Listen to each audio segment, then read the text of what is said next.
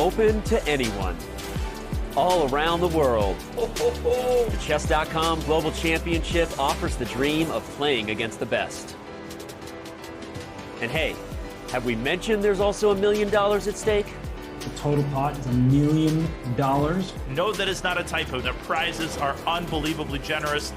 We began with thousands of players. Now only dozens remain. There it is. Oh my God! Wow. Eric Hansen! This is crazy. Eric Hansen moves on to the round of 32 in Armageddon fashion. The CGC knockout phase has arrived. There are those who played their way in, and some are here thanks to their well-earned reputations. No matter who you are, things are about to get very, very real. What did he just literally doing? What? A trip to the CGC finals and a clean shot at the largest first place prize of the year. My friends, it's the CGC round of 64. Who will take the next step to Toronto?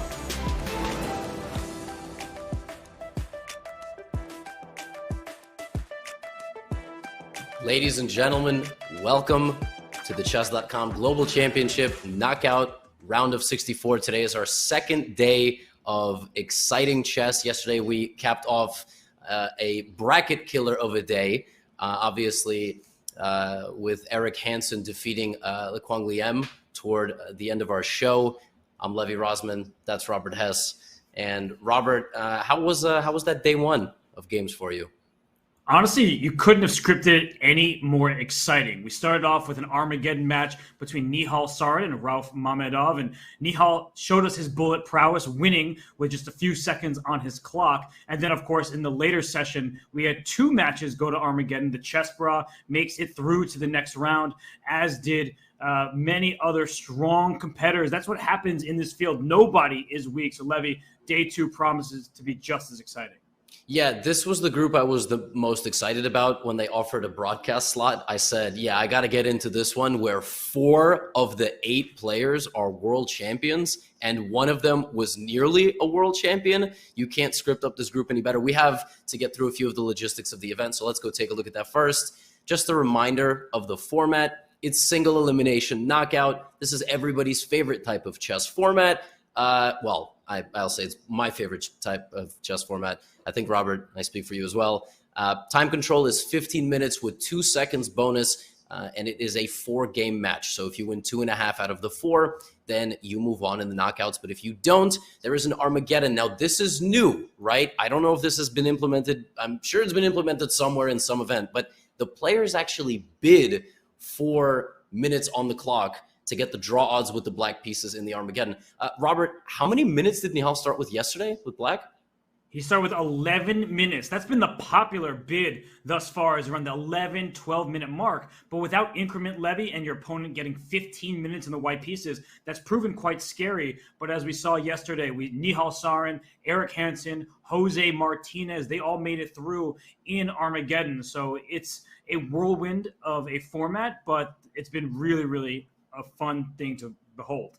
Yeah, it's going to be tough to beat guys who are 3,000 rated in bullet in time scrambles. Of course, yes, being down 4 minutes is substantial, but that is the format. It's a very interesting bidding format for the Armageddon.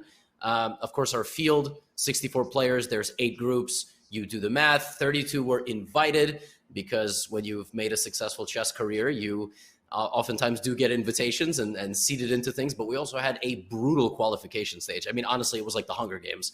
And 32 people qualified their way in to now try to beat those that received the invitations to the event. We have Hikaru, Duda, you see them there, Wesley So, Fabiano, Nepo. I can't believe Nepo's 5th on that list, but I guess they did it based on the groups.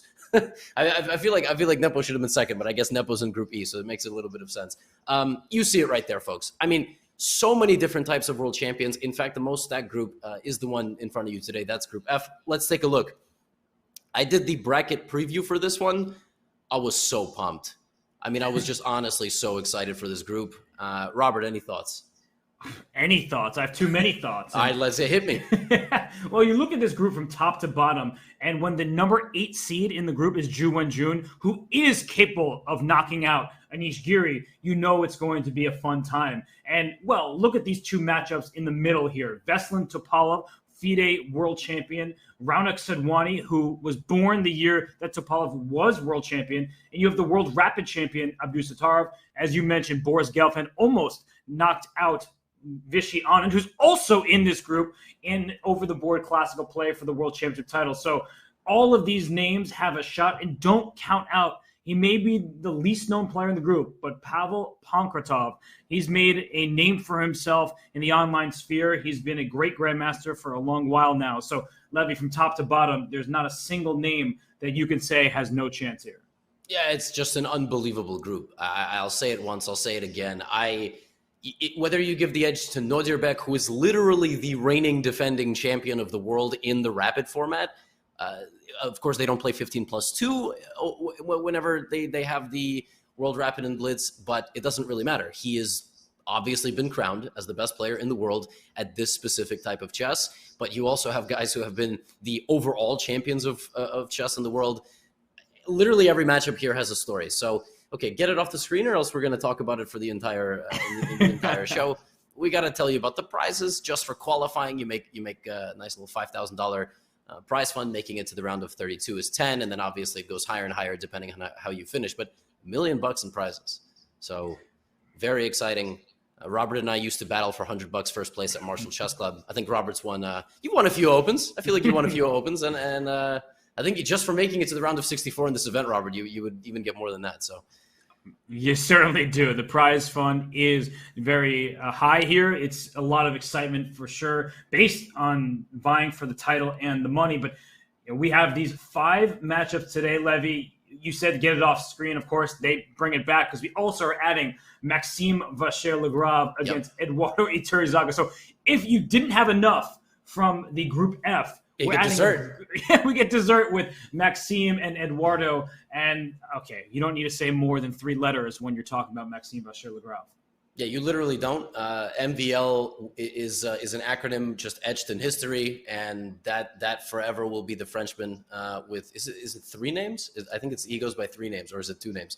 But Frenchman with 3 names. That matchup from Group H will also be added today. That's more of a scheduling thing. I think one of them I think they had to play today. But yeah, you have 5 exciting matchups in today's round, and the bracket contest. So we're super excited. We had 10,000 bracket submissions. If you've never filled out a bracket, that's as simple as it sounds. You pick people who are going to win in every matchup, and we were going to give the person that won a perfect bracket $100,000. 99% of people lost after yesterday because Eric Hansen decided to show up and fulfill my prediction. Let it be known, and beat Le Quang Liem. So now I think we only have like 300 or 400 people who have the opportunity to win $100,000. Before our games today, we have a super cool preview video. Shout out to the production team who's made a few of these for the players. Let's go watch one for Raunak Sadhwani. Impressively, one of 5 junior players from his country rated over 2,600. At age 13, Raunak Sadhwani became just the 9th youngest grandmaster in history. Sadhwani has momentum coming off a memorable performance this summer at the 44th Olympiad, in which his team of outstanding youngsters were able to defeat the top-seeded United States and ultimately grab the bronze medal. Competing in play-in number 9 of the CGC in late July, Sadhwani foreshadowed his success to come in the Olympiad, notching 8 of the 9 available points. Oh my gosh, what a play from Raunak Sadhwani. He's really putting on a show right now. Ironically enough, to secure his spot in the round of 64, Sadhwani still had to get through another teenage sensation from India, Pranav V. Unfazed, Sadhwani sealed the deal. Heroic defense from Sadhwani gives him the 2nd win in a row in this playoff, and he's off to the knockout stages. In the main bracket, the 16-year-old star finds himself in a challenging, experienced group, including fellow countryman and legend Vishwanathan Anand. In another twist, Sadwani's first-round opponent was the FIDE champion the same year Sadwani was born. Sadwani will need to tap into more magic from his fruitful summer to make travel plans to Toronto. Playing against top grandmasters, it's like awesome, and hopefully I can keep going further in the knockouts as well.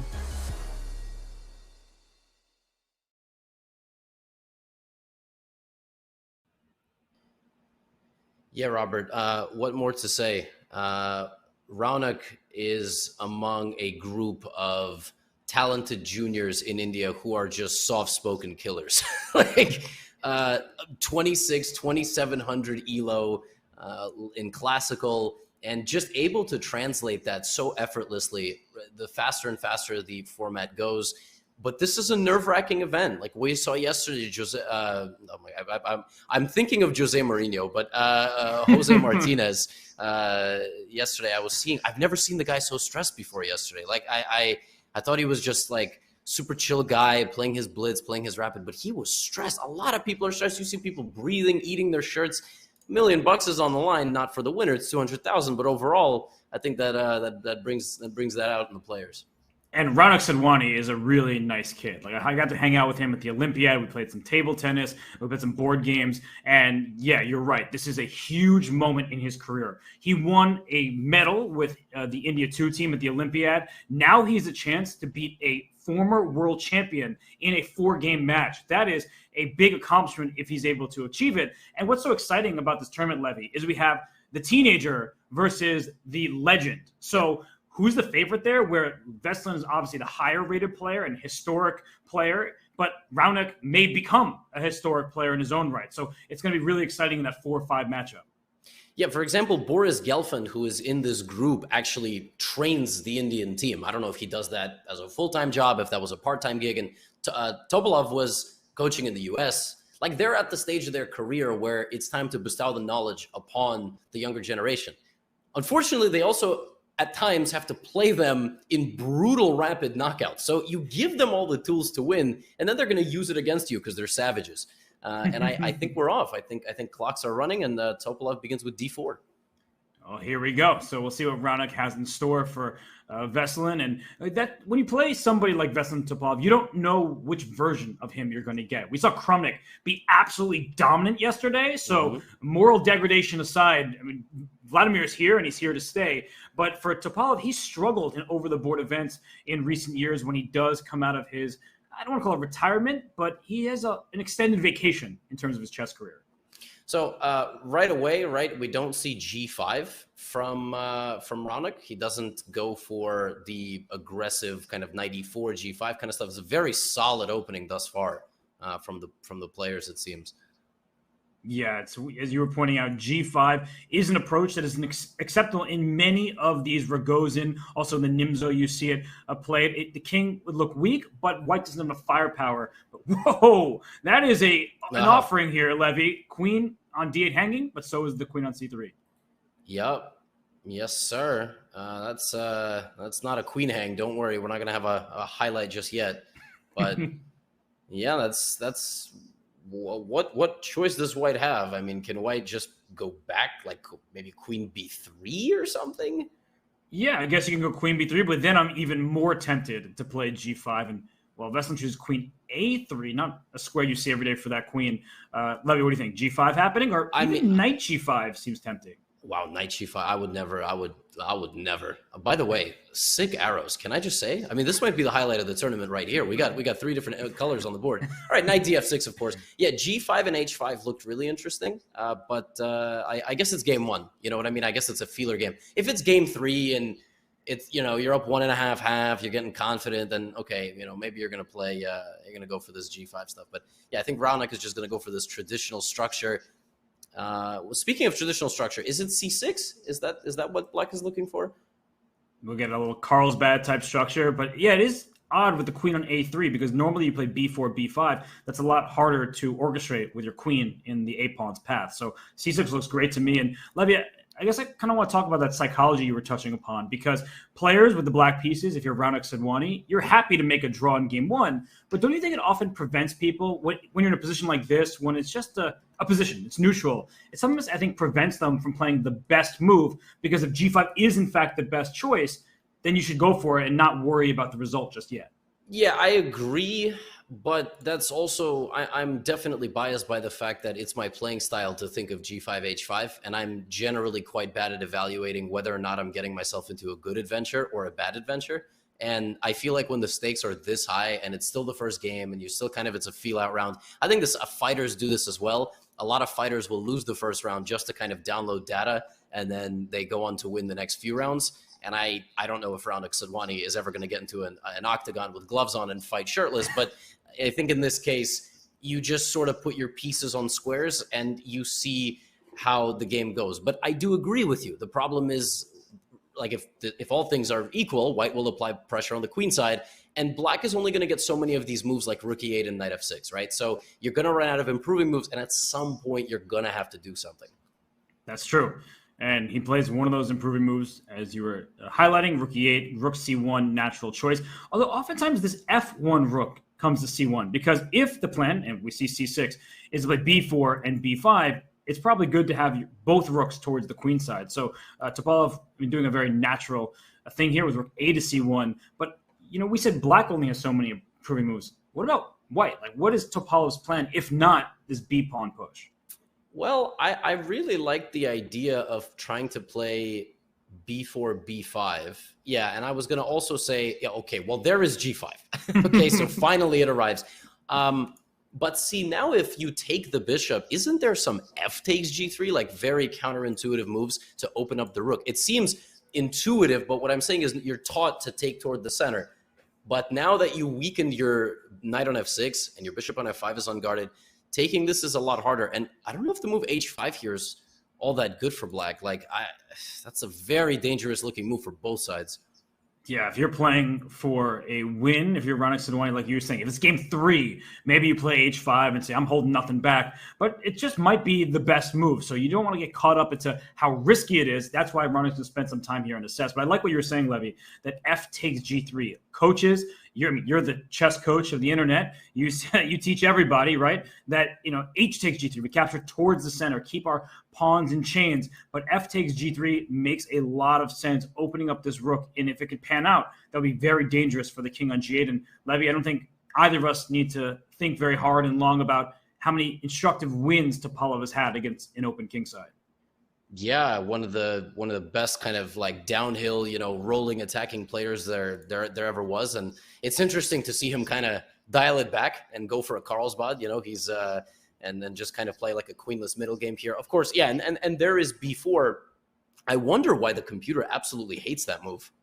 That was surprising because it looks like the obvious plan, but b4 was detested by the engine. It went from slightly better for white to almost -1 for black. So what is it? Is it h5? I mean, that's the only thing I can possibly think of. That looks pretty strong when you don't have to worry about your king safety. h5, h4 might just trap a piece. Right, because now the queens are off, so black doesn't really need to worry about counterattacking. We're not taking the bishop on g3. We are actually trying to trap the bishop. But h5, what? I mean, can white play like h4 and then still have this kind of f-file stuff going on? Yeah, it's a good point, because 2 pieces are hanging in a row there. That could be costly for black. See, this is where Ludwig chess would be amazing, because with black, you have 11 minutes to figure out why it's -1. Ludwig chess, of course, being the format where you see the eval bar. You don't see stockfish. And see, Raunik doesn't see it. I also didn't see it. Did you have any idea what the move was? No. In fact, I'm going to go back and I'm going to look and I'm going to say, okay, well, apparently it's -1 if you play the move knight to e8. You saw that, right, Levy? I mean, obviously. I guess it's to get the Carlsbad knight, right? Like to put the knight on d6 and then play f6, kicking out white's knight. Is that the point? Yeah. I mean, that's dank, as the kids say.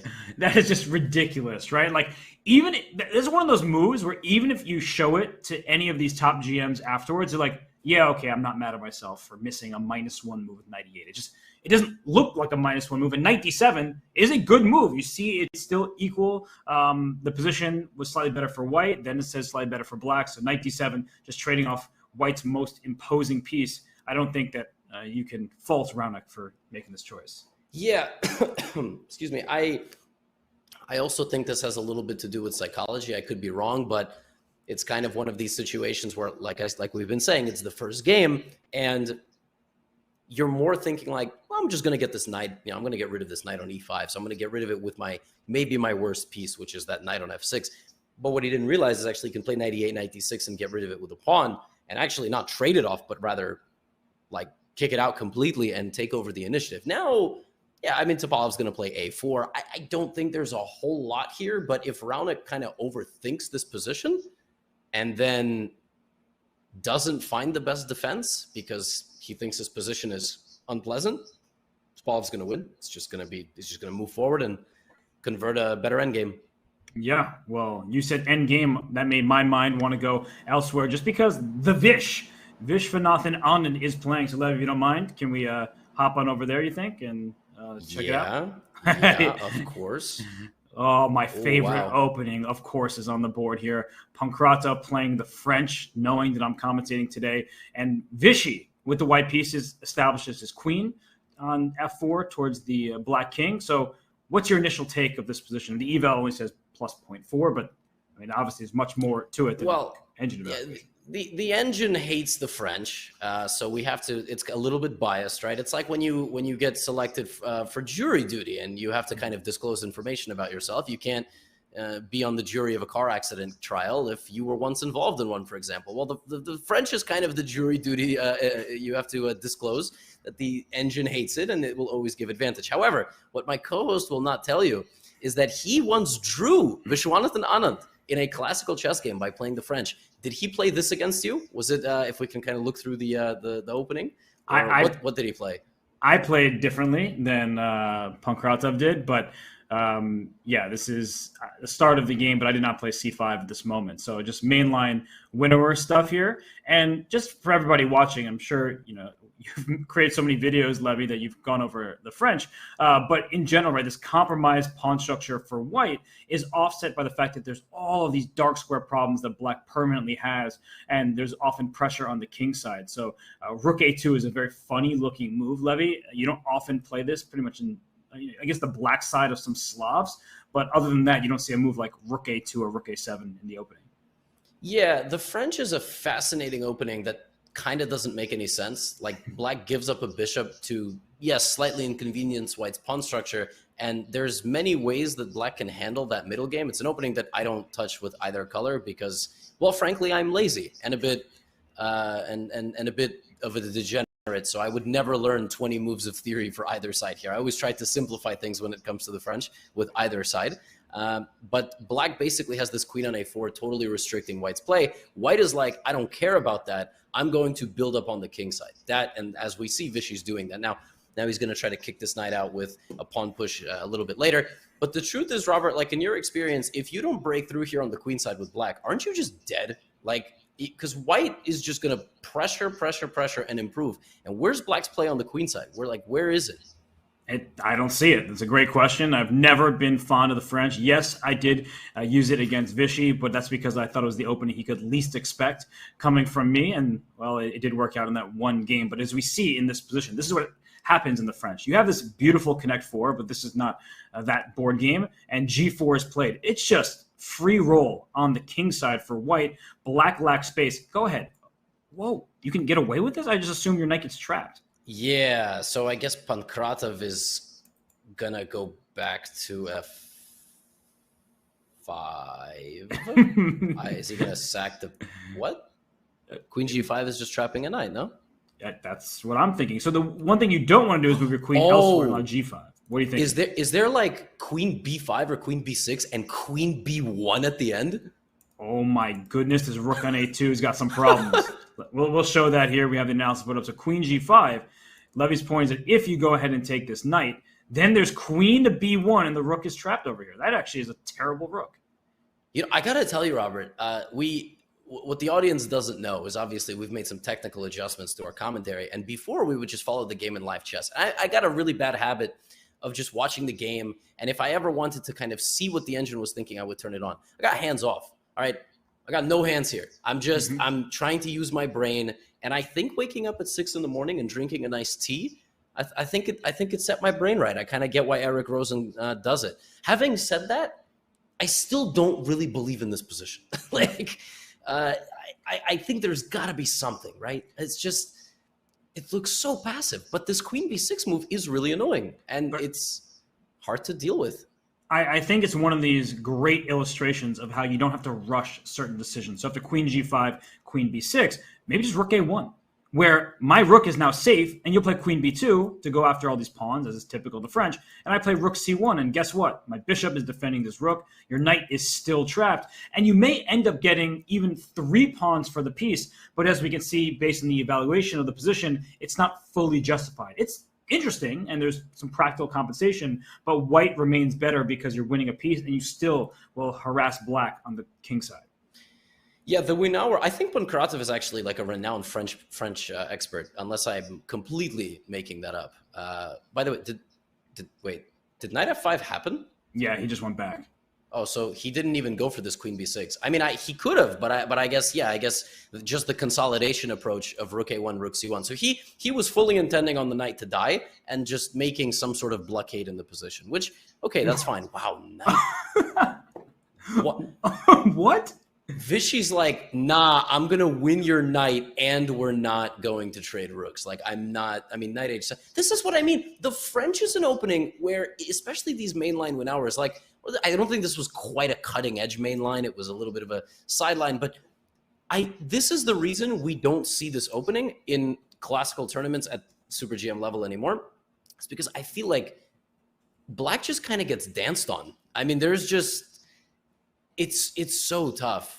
It's so tough. We will see the classical French with knight f6, but the Winawer with bishop b4, I think, is a rare sight. It's just a bit too much of a gamble when there's much more solid alternatives out there. People hate the Berlin, but in the Berlin, you don't get positions like this. You know, I was listening to you, Levy, and I was taking everything in, but I'm still just so mesmerized by the move knight h7. It's so disrespectful. I mean, he could have just taken his knight, and Vishy's like, Vishy has a sense of humor. He's just like, no, I'm not taking it.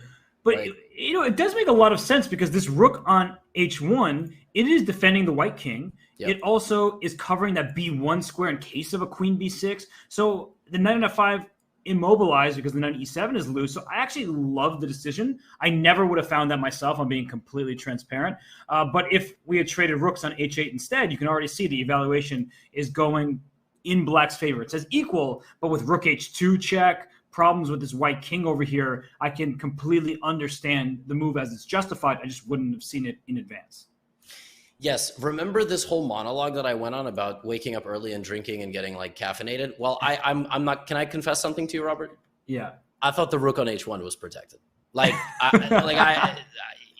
I mean, this is why maybe I should be in the second shift. This entire time I was like, knight f5, I take the knight. It didn't even occur to me that like I would need to trade the rooks first and allow the control of the h file. I'm very sorry. All right. Like, so I'm with the audience on this one, Robert. You're the only adult in the room. I think you'll have to kind of take this game to its conclusion. But that knight is a goner. It can't move because the knight on e7 is hanging. That much I definitely will tell you. Yeah, it's the problem with these superfluous knights is they're defending each other, but there's nothing else going on. So we'll come back to this game. We'll go back to the Topalov games to see if anything has happened here. We also have the MVL game. So maybe actually let's go to MVL versus Iturrizaga because Iturrizaga, he's spending quite a deal of time here. And I see a knight on f5. I see a pawn on g5 and h5. So I immediately love MVL's position. Actually, yeah, at first glance, I thought MVL was playing with the black pieces. I thought it was some Sicilian. This looks like a Najdorf, potentially. Was it a Najdorf, or which Sicilian was it? And I just thought, oh, MVL, but then I very quickly realized that white is up 7 minutes, and I immediately knew that MVL was playing with the white pieces. So he's so fast. He is a nightmare opponent, and MVL plays like he has an appointment, okay? Like, at all times. Winning, losing. It's such a good way of putting it, Levy. I've never heard that before, but that is 100% accurate. Yeah, he wants to, he just wants to get out of there. Like it doesn't matter. He plays very instinctive chess, and I feel as though it's extremely annoying when you're winning and he's playing fast because you know you're winning, but you need to take a little bit of time. You hesitate, and he immediately kind of capitalizes. This position, though, he is not going to need any defense. One of his pawns is going to go forward. The question is which one? F6. right? At some point, because you don't want to get hit with knight f4. But F6 is definitely the move that I was considering, because if you play H6, so I think this is difficult because all 3 pawn pushes look at minimum reasonable and actually look quite good. So H6 would be a normal way to go for an attack. But if you make the move H6, I was concerned that after G6, I wouldn't actually have a way in. And that's the big difference, is this rook on H1 is blockaded by its own pawn, whereas if you play F6 and black tries to avoid the opening of the king with G6, well, of course, now we're very happy with the rook gaining an open file, and the game's just over, as you see. Actually, shooting up. Out of curiosity, after H6, G6, and then the F pawn straight, is black just better? I'm very curious. Like FG, is black just better, or is it just equal? Okay, it's just equal. But I mean, prospect wise, this looks horrible for white. Like, I wouldn't, as you were saying, I wouldn't look at the engine and be like, this is equal. I would immediately prefer black. I'm totally with you, because endgames are all horrible for white with this extended pawn structure. So, yeah, this is not at all what you want. And MVL, he is a very aggressive player trying to make those appointments. And F6, well, he just booked one for a checkmating attack. Yep. F6, knight F4. I wonder if there's bishop takes H7, but you can probably just go queen E4. That's the thing. When it's not my game, I'm immediately going bishop takes H7 check, right? Maxime should do that. It's fun. If it doesn't work, still, it's Robert. Yeah. All right, bishop H7. Yeah. It's not going to happen, but bishop H7 takes. It's bad. It's bad, but I really wanted G6. Yeah. King G8. It's not going to happen. H6. Knight E2, HG. That's awesome. That is awesome. You don't get to see this. It's losing basically every move and doesn't work at all. But if you got here, it would be sick. Oh, yeah. You just, and you can take the pawn G6, but rook H8, you get a new queen on F8. No, it doesn't work for many different reasons, because while it looks very imposing, once black eliminates, instead of taking the queen, starts taking some of your pawns, you're no longer going to have a checkmating attack, and you're just running out of firepower. So that's actually a really funny variation. But knight F4 was the choice of Iturrizaga here. Bishop takes H7, tempting, but that's why Maxime is doing the right thing. It's instructive. Take your time. You're up so much time. And look at this, a calm move. He doesn't even play queen E4. That move looked really strong to my eyes, but he says, simple move, queen F3, because the threat of F takes G7 is very powerful. If you play G6, I'm very happy to open the H file. And maybe with the queen on E4 levy, he was worried about getting hit with the D5 at some point, so he feels like he's saving himself a tempo. Yeah, and I think, there's definitely, multiple options here for MVL to convert this. I wouldn't be shocked if we came back and he had secured this first game. We have another game. I think the only game that we haven't looked at just yet, which is the world champion, Nodirbek Abdusaturov, in the rapid format, also Olympic gold medalist, and he's got a game against Boris Gelfand. This one's super interesting. I thought that read 17 minutes for black, but that says 12. I was like, wow, Gelfand really busting out some prep. Robert, what opening is this? By looking at the position, I couldn't fully tell you. Obviously, it started with some kind of D4, but let's go back in time and just quickly go through the moves here. We're not going to teach novelties in the theoretical session, but bishop B2. So this is becoming very popular, just a calm move to defend the knight in C3, so you don't have to ruin your pawn structure if it's captured. But Levy, these kind of positions, I think the way chess is taught, players who are around 1500 would say, this is immediately better for white. I have the bishop pair, but as you can see off to the side and with black's lead in development, black is doing okay for now, but the prospects can be very dangerous in terms of an advantage for white. Yeah, for sure. This bishop D2 move has definitely become popular because people don't care anymore at the highest level about getting some sort of main line position that has been played before. They frankly don't even sometimes care about advantage. Like if the computer says the position is about balanced, you're going to get just an interesting game. And if you know the plans better than your opponent, by the way, queen D5 just looks like a straight up winning fork. It's not, because black plays queen E7. I thought he took on C3 in this position. Wow, what? Knight C6 traps the queen. That is amazing. Incredible. So, but you see Nodirbek's time. He's barely used any time. So he knows which moves are best.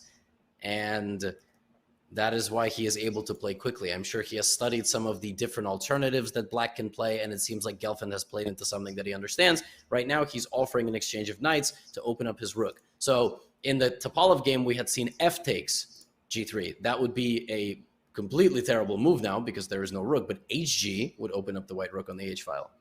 What a position this is with attacking prospects galore. I'm worried about Gelfand's king, but the way Gelfand's playing, like he's playing quite quickly. It still feels like he's in a relative comfort zone. I hate the look of the position, but I trust the player playing it. So I'm going to give Gelfand the benefit of the doubt. And I think we should go to the Giri game against Ju Wenjun just because that's a fifth and final match going on in this early session here. So let's pull up this game and Anish with the white pieces against the women's world champion. And all right, just a pretty normal position relative to what we've just seen in the last few games.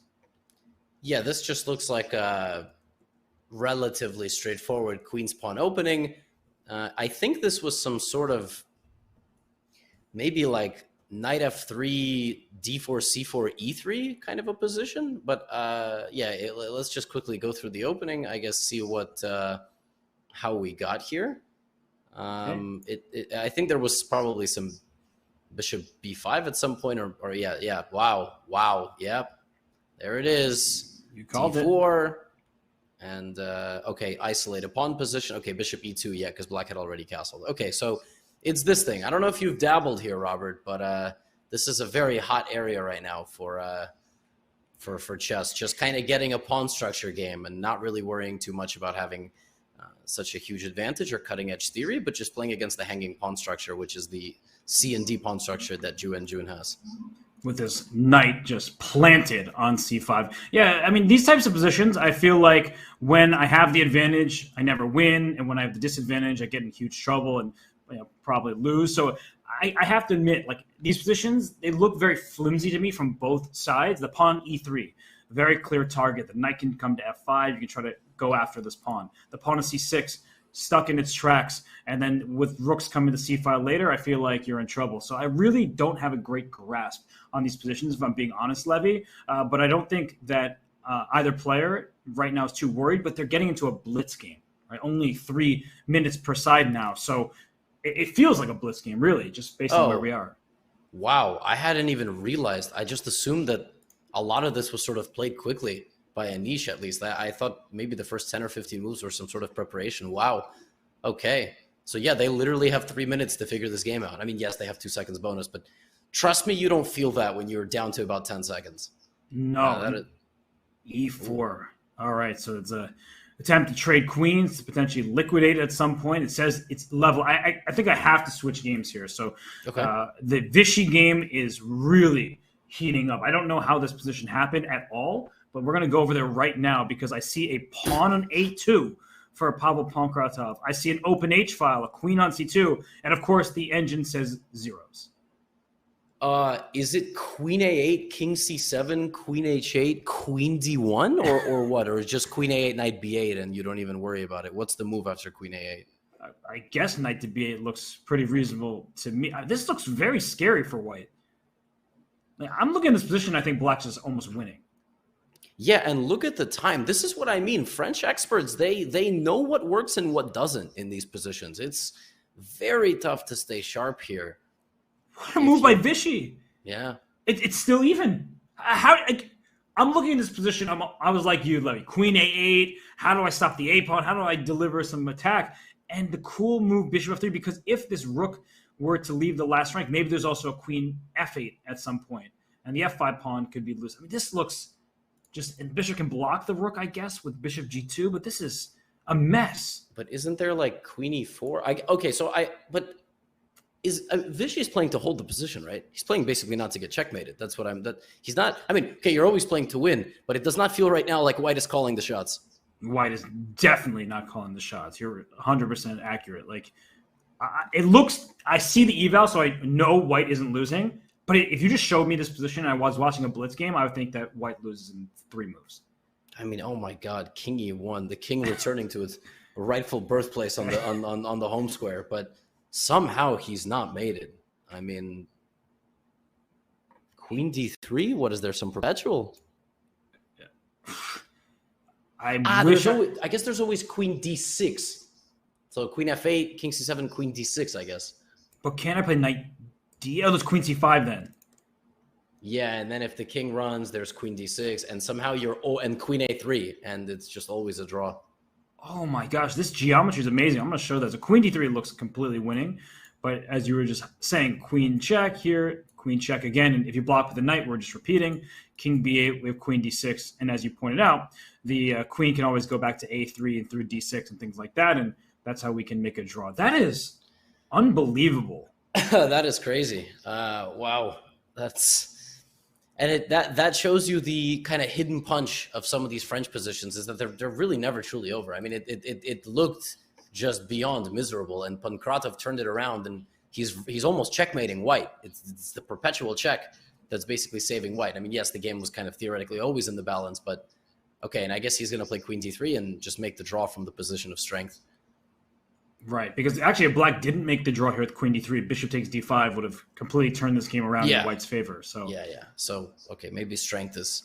I guess Vichy was like kind of perfectly balancing between attack and defense, right? Bishop takes d5, and somehow his king would have been completely safe. I mean, it's crazy just Vichy covering up like this and still actively engaging his opponent in various aggressions, despite looking like his king is just on the verge of just total decimation. I think he will repeat moves. I don't think he cannot repeat moves, but can he? I mean, is there anything else? I don't think so. Nah, he's just going to repeat. And I think Pankratov's looking like, can I run with my king somewhere? Like, can I go king b6 and after queen c6 like king a6 and try to win this game? But that's exactly how you lose games like this. Yeah. You take a walk over there and your king ends up in trouble because there's no immediate checkmate for black. So I think that Pankratov, with the black pieces in game one, he should just take the draw at this point, be happy about the start of the match, and we'll see what happens going forward. So should we... It's 4 other games going on. I feel like I feel like high stakes chess always has some crazy dramatic moments. Like Pankratov is gonna decline repetition somehow. Like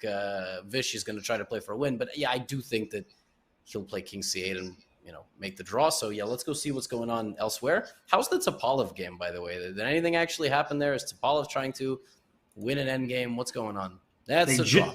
They drew as soon as I clicked on it. Look, you can see Topalov. Radek ran away, and then Topalov's like, okay, game's done. It was a draw here. It doesn't look like it was too much excitement, at least compared to some of the other games going on. So let's keep going down the line here. Yep. We have the game between Maxime Vachier-Lagrave and Eduardo Iturrizaga. So let's go to that one where, that bar is sky high, and, well, this looks as miserable as it gets for Iturrizaga. Yeah, this was a perfect conversion by MVL from attack to winning endgame. And look at the clock, 5 to 12 seconds. Just 5 minutes to 12 seconds. And it is the 12 seconds that really feels like 12 seconds. And yeah, that's because it's just you only get 2 seconds of bonus time by the time your clock is added. And I think that seems it. Yep, white wins. There it is. That's game. So Maxime Vachier-Lagrave takes a 1-0 lead. Let's go back. Whoa, Vichy's still going? What? How is that game not over? Oh, no, they just drew this. I was like, there's no way that game is still going. No, it looks like Pankratov spent a bit of time because he's done it 3.5 minutes and then accepted the draw. So that leaves us, Levy, with as if this is not enough, the world rapid champion, Nodirbek Abdusattorov, the gold medalist from the Olympiad, taking on the former challenger to the World Chess Championship title. Nodirbek is in a room that, wow, poor guy's last name is so long it goes off the screen. I mean, listen, I think he's got the longest name in the entire event. If I may, Eduardo Iturrizaga gives him a run for his money, though. Yeah, Nodirbek looks like he's in a room that's like could be like an album cover, like like you see a CD or something back in the day in Best Buy. And it's just yeah, he's got this kind of cool. I like he's got like the perfect background there. Levy, have you seen Severance? No, I have not seen Severance. It also looks like it could be one of the rooms in Severance. Is it what's the genre of Severance? It's I don't even know. It's like a serious show, but like it's with Adam Scott. It's funny as well, but it's like one of those kind of comedic shows with like real serious undertones. Well, I was gonna say he could have like the Miskiv door. You know how Miskiv sort of had like has a whole career with the door behind him. Yeah, I feel like the whole Uzbek team could just walk through the door at some point, or maybe it'll be his mom and she'll get him some tea or something. I don't know. It seems like there's many things. There's like nothing in the room. Where is he? I guess there's a little furniture cabinet over there. Maybe it's just the chess office. How do you think you become an Olympic champion? You are in an undisclosed location where nobody can find you to disturb you.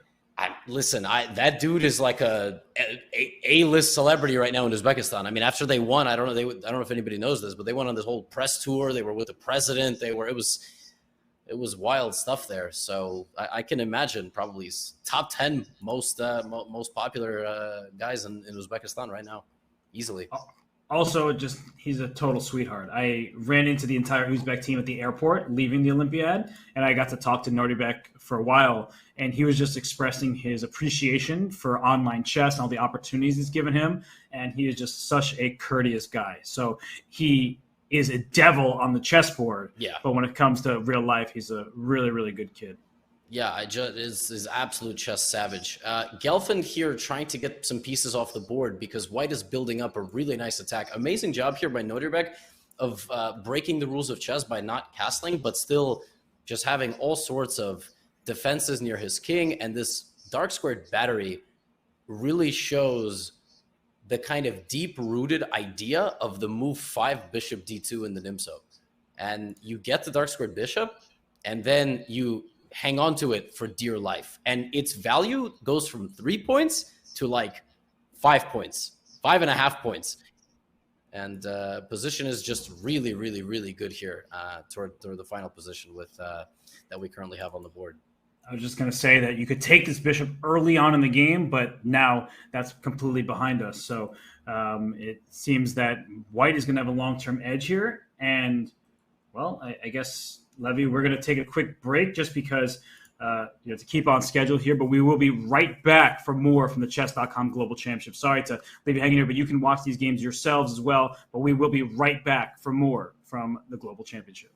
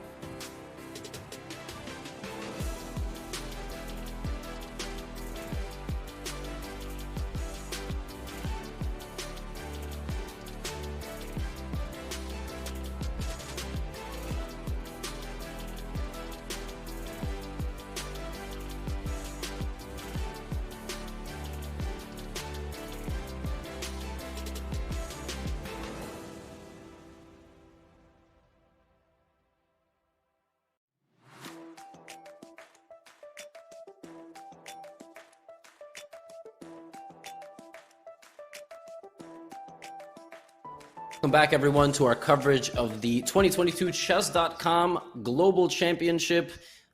We are going to be watching and kind of finishing the last remaining game of our first round here of the Group F, as well as kind of a bonus matchup in Group H between Eduardo Iturizaga and Maxime Vacher-Lagrave. The position we have on the screen here, now we are not the ones playing. This is Nodirbek Abdusaturov with the white pieces taking on Boris Gelfand with the black pieces. And Robert, it's only gotten worse for Boris, I think. It's just gotten worse and worse here. I mean, since the beginning of the game, since Bishop D2, as you were pointing out right before we went to break on move 5, it's been a problem on the dark squares for Boris Gelfand, and now he's down a pawn. His king is not safe. You see the evaluation at +7, and that just means there's a winning tactic. I could see a move like Bishop C4 Levy. That actually looks pretty nasty if it works out.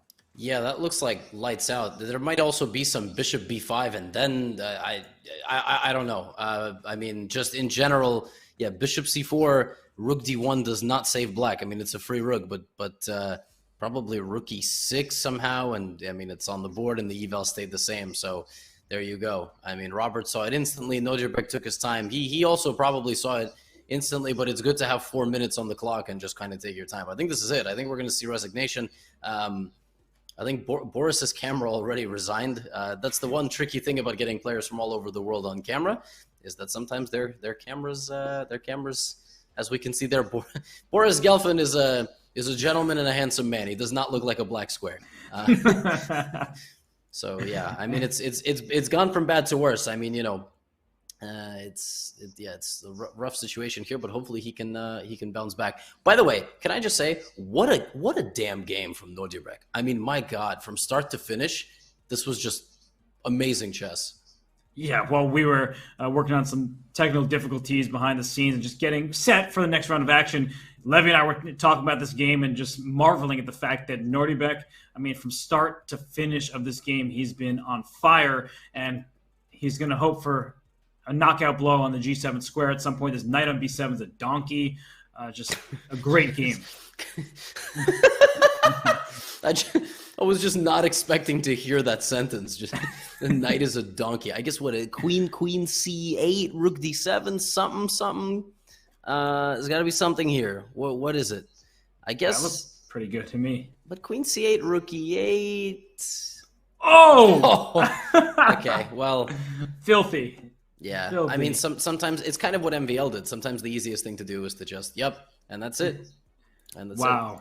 Just to show everybody the conclusion, rook D7 check, picks up the knight, and I think that Boris trusted his young opponent to win 2 pawns ahead in the endgame. It is +7 after all. So a nice win for the reigning World Rapid Champion, and we do have the other 4 matches going on. So I just picked the game between Zhu Wenjun and Anish Giri, but I'm happy to go to any of them. Yes, so that first game was a draw. I guess we never really got an official result for that game, but I see the 50-50, so I see that it is in fact equal. This is a very interesting opening. What is this? This is some sort of like maybe I don't know what was I was gonna say Catalan, but it okay, it was like some DC4. Okay, it was some Queen's Gambit, Knight BD7. Robert, I feel like you would be a fan of the Knight BD7 QGD, like if you played it. I kind of am a fan of it, and I've seen Anish use this before, and it's an odd opening, but he plays this Knight B6 move. He tries to cling on to this pawn on C4, hoping to continue his material edge, but he's giving up time in terms of development, and Zhu Wenjun just takes it right away because of this fancy little trick here with Queen A4 check. So she gives up the bishop pair, but she's ahead in terms of development and central control. So Levy, I think this makes perfect sense from her perspective. Yeah, it's a weird system by Black, because you take an approach that's relatively offbeat and not played quite often, but Black just gets an ultra solid position and is kind of like come and get me. And well, that's what White is doing. White is playing Knight E4, Knight C5. White has ideas like King H1, Rook G1. Like I'm salivating at that attacking opportunity. I would be salivating more if it was a 3-minute game and my opponent was not, one of the top 10 players of the world. I would much rather hope to play someone with a slightly lower title. But so game plans like that, Robert, they work better against an unprepared opponent or someone that doesn't know how to deal with various aggressions. I think Anish is more than well prepared. But I have to say, having said all that, I really like White's position.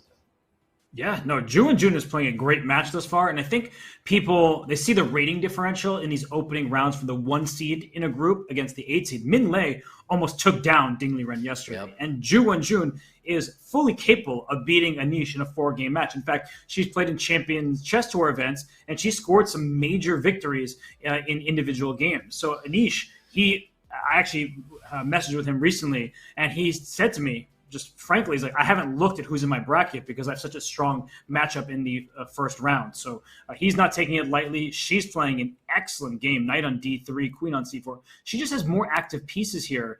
The one thing that Anish is going for him, Levy, is that White does have these double pawns. Not that big of a deal, but if you're not looking out for it in the long term, that's when it becomes an issue.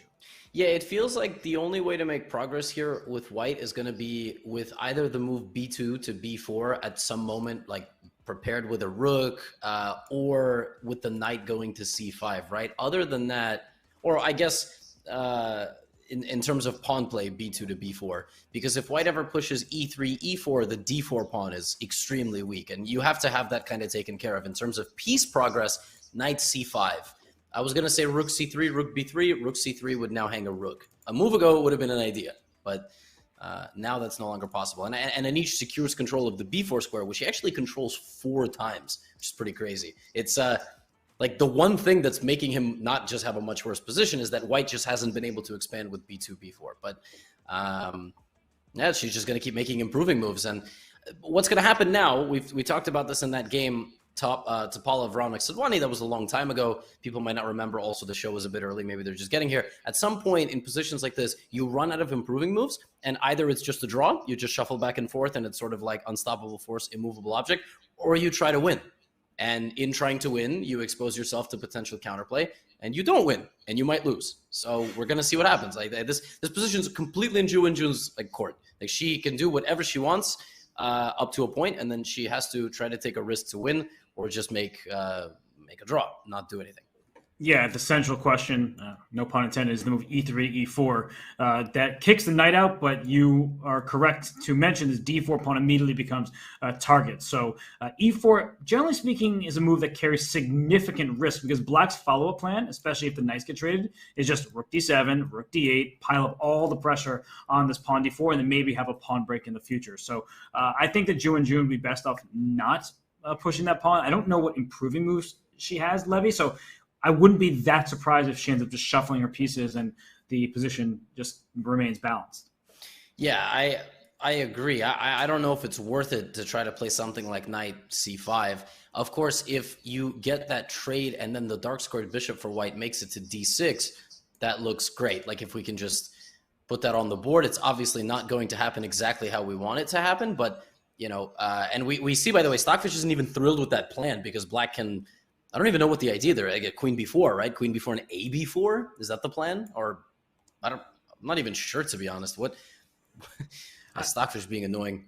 I guess though, even with the bishop coming in d6, it doesn't carry a threat, and that's the really frustrating part about bishops is they can't move to the opposite color. So the knight can hop around a bunch later in the game, and I think that while it looks really annoying to see a bishop come d6, it doesn't necessarily threaten anything, and maybe that's what the engine is latching on to. Yeah, it makes a lot of sense. The knight, if there was a knight on d6, it would be, you know, just completely crushing. But it's not completely crushing. It's a bishop, and then everything around it is on a light square. So it looks nice, but is it usable? I'm not so sure. I think we have some more games. Let's take a look at some other games. We have MVL. We have obviously Vichy versus Pankratov.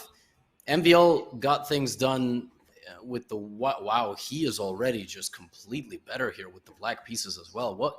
What was this? Was this like what was this? God, the openings are goofy. They was it H4? Yeah, it was H4. I was gonna say it looks like some weird early H4, and I mean, you can't play h4 any earlier in a normal opening than move 3. I mean, I suppose you could have done it on move 2 or 1, but What's funny, Levy, is that MVL tends to be the most predictable high-level player. So the fact that it says King's Indian defense, I was like, and then the position kind of looks like the live position of Benoni. Like, you know that Iturrizaga had to do something a bit odd because Maxime always plays the Grunfeld. He always plays the Najdorf. He plays these Berlins all the time. So the fact that we have a Benoni structure means that Iturrizaga did something to force the issue. yes, I think one of the first people to introduce this on a super high level, wasn't it Grishuk played h4 against MVL in the candidates? And that was a crazy game. It was like a Benko Gambit style game. It's one of the most fascinating openings. Like I tried to learn it with white, and then I just couldn't understand it. I got excited when I moved my pawn to h4, and 10 moves later, I was in a worse position. That was sort of the story. So yeah, it's way too sophisticated and imbalanced for me. And yeah, I mean, MVL, he dabbles in different openings, but he really dabbles in different openings because chess at 2770 level is really hard. And when he's the favorite, he's going to play what he knows best. And you kind of see it. Like, Iturrizaga is an amazing, amazing chess player, but even he doesn't want to go into the main lines. He doesn't want to, he doesn't want to have these theoretical scrambles and battles with MVL. He'd rather play h4 and try to catch him out somewhere where it's not so critical and mainline style, but it's move 15 and black is better. So yeah, he also looks like he has a migraine. I'm looking at Iturrizaga. He's just like bent over at his hands on his temples. And that's what happens when you play against these 2770s. Is like, you think you're doing the normal thing here, but then there's a rook on c4. Why is that piece there? You want a knight? Right, this knight should be on c4, hitting the d6 pawn and controlling the b5 or b6 pawn pushes. But there's a rook there. The h4 pawn is hanging, so castling won't be so easy to make work. Your dark squares are just completely under control by this bishop on g7, and a knight coming to e5. And, of course, this pawn push to b6 or b5 can happen at any moment, opening the b file, coordinating rook and bishop. Levy, this looks really terrible for Iturrizaga. I think if we keep this on the screen any longer, we could probably get in trouble for some sort of like harassment. So yeah, it's a tough one. I mean, MVL he's just a brutal guy to play against. And like I just said, if you try to take him out of theory, it can backfire so fast because he just gets it. Like he just and what's the time situation? Yeah, it's 3 minutes and it's only gonna get worse. And Iturrizaga's got a tough spot here. I mean, here's the truth. He could battle back here. He could try to consolidate that h-pawn. He could try not to get hit with b5 on the queen side. There's a legitimate chance he resigns this game in about 10 or 12 moves. Because if it gets really out of control and the time situation also gets out of control, you just don't defend against MVL when he gets going. So I think we've been told that some other games have started. So yeah, we can check in I guess wherever. I don't know, Robert. You want to check in on Vichy? We got world champions in every matchup, basically. Wait, what? I just want to point out that they didn't do anything. They just shuffled moves. So we're surprised that it says draw because we haven't tuned in a bit. But all that happened was this. Hey, look at that. It's a sign of a solid commentator. That's what I said would happen. Yes, you did. I was like, they're gonna get to a position and she can't make any progress, and neither can Anish. So draw, and there you go. Draw agreed 1-1 in this matchup between Zhu Wenjun and Robert. Giri. She did play King H1 by the way, her King's on H1, but she never actually. it was a deke, it was a fake out. Yeah. She was like, I made you flinch. And yeah. Do you think she did the Heisman pose while she was doing it as well? I don't know what that is. Oh, is the Heisman pose of football? When you deke somebody and you give them the. Oh, is that? Oh, I didn't know that. Oh, I know the Heisman Trophy. I know the pose that he has, like, kind of on the trophy. Is that what he was famous for? Exactly what that is. Yeah. Oh, so I did know. I should have trusted myself. I just thought for comedic timing I would pretend like not pretend. I just. Okay. Anyway, what's going on in the matchup of current world champion and I guess former challenger? Levy, I have complete faith in you. So I'm going to, lift up your confidence here. You know what you're talking about. You got this, buddy. So, with the Heisman and with the chess. So. Oh. Yeah. What, did you just get instructions to hype up my confidence? That seemed very... No, I just, I felt like, you said that about the comedic timing and all that stuff. And I was like, yeah, I got faith in you. I'm just letting you know. I'm an honest guy. I'm trying to be transparent. Oh, well, listen, I appreciate it. It's 8 a.m. on the dot here in New York, so and then the sun's out now, so hopefully brain is going to start firing on some cylinders. Doesn't it feel good as a commentator to like predict an entire game basically? It's like you're like, I've been here before. I know what I'm talking about. Having said that, I got no clue what's going to happen in this one. But I think Nodjerbek is a professional. He's going to try to take the approach that Anish had. He's going to trust his white opening. And I think with black, he's going to look to stabilize. This one, probably also a d4, huh? Have we had like any e4s except that French? I guess we had a Sicilian in the MVL game, but mostly d4, yeah. And I mean, you can trust Boris Gelfand to needle his way into this position. I mean, we can go back to say we got it. It was a queen's game, but accepted. But I'm just looking at the a5 pawn, the b5 square. I just feel like Gelfand has had so many instructive games and positions just like this. And based on Nordebek's time usage thus far, Levy, it's not concerning in the sense that he's plenty of time remaining, but he's a very quick player when he's confident. So I'm just getting the sense that Boris is going to put a lot of pressure on his young opponent.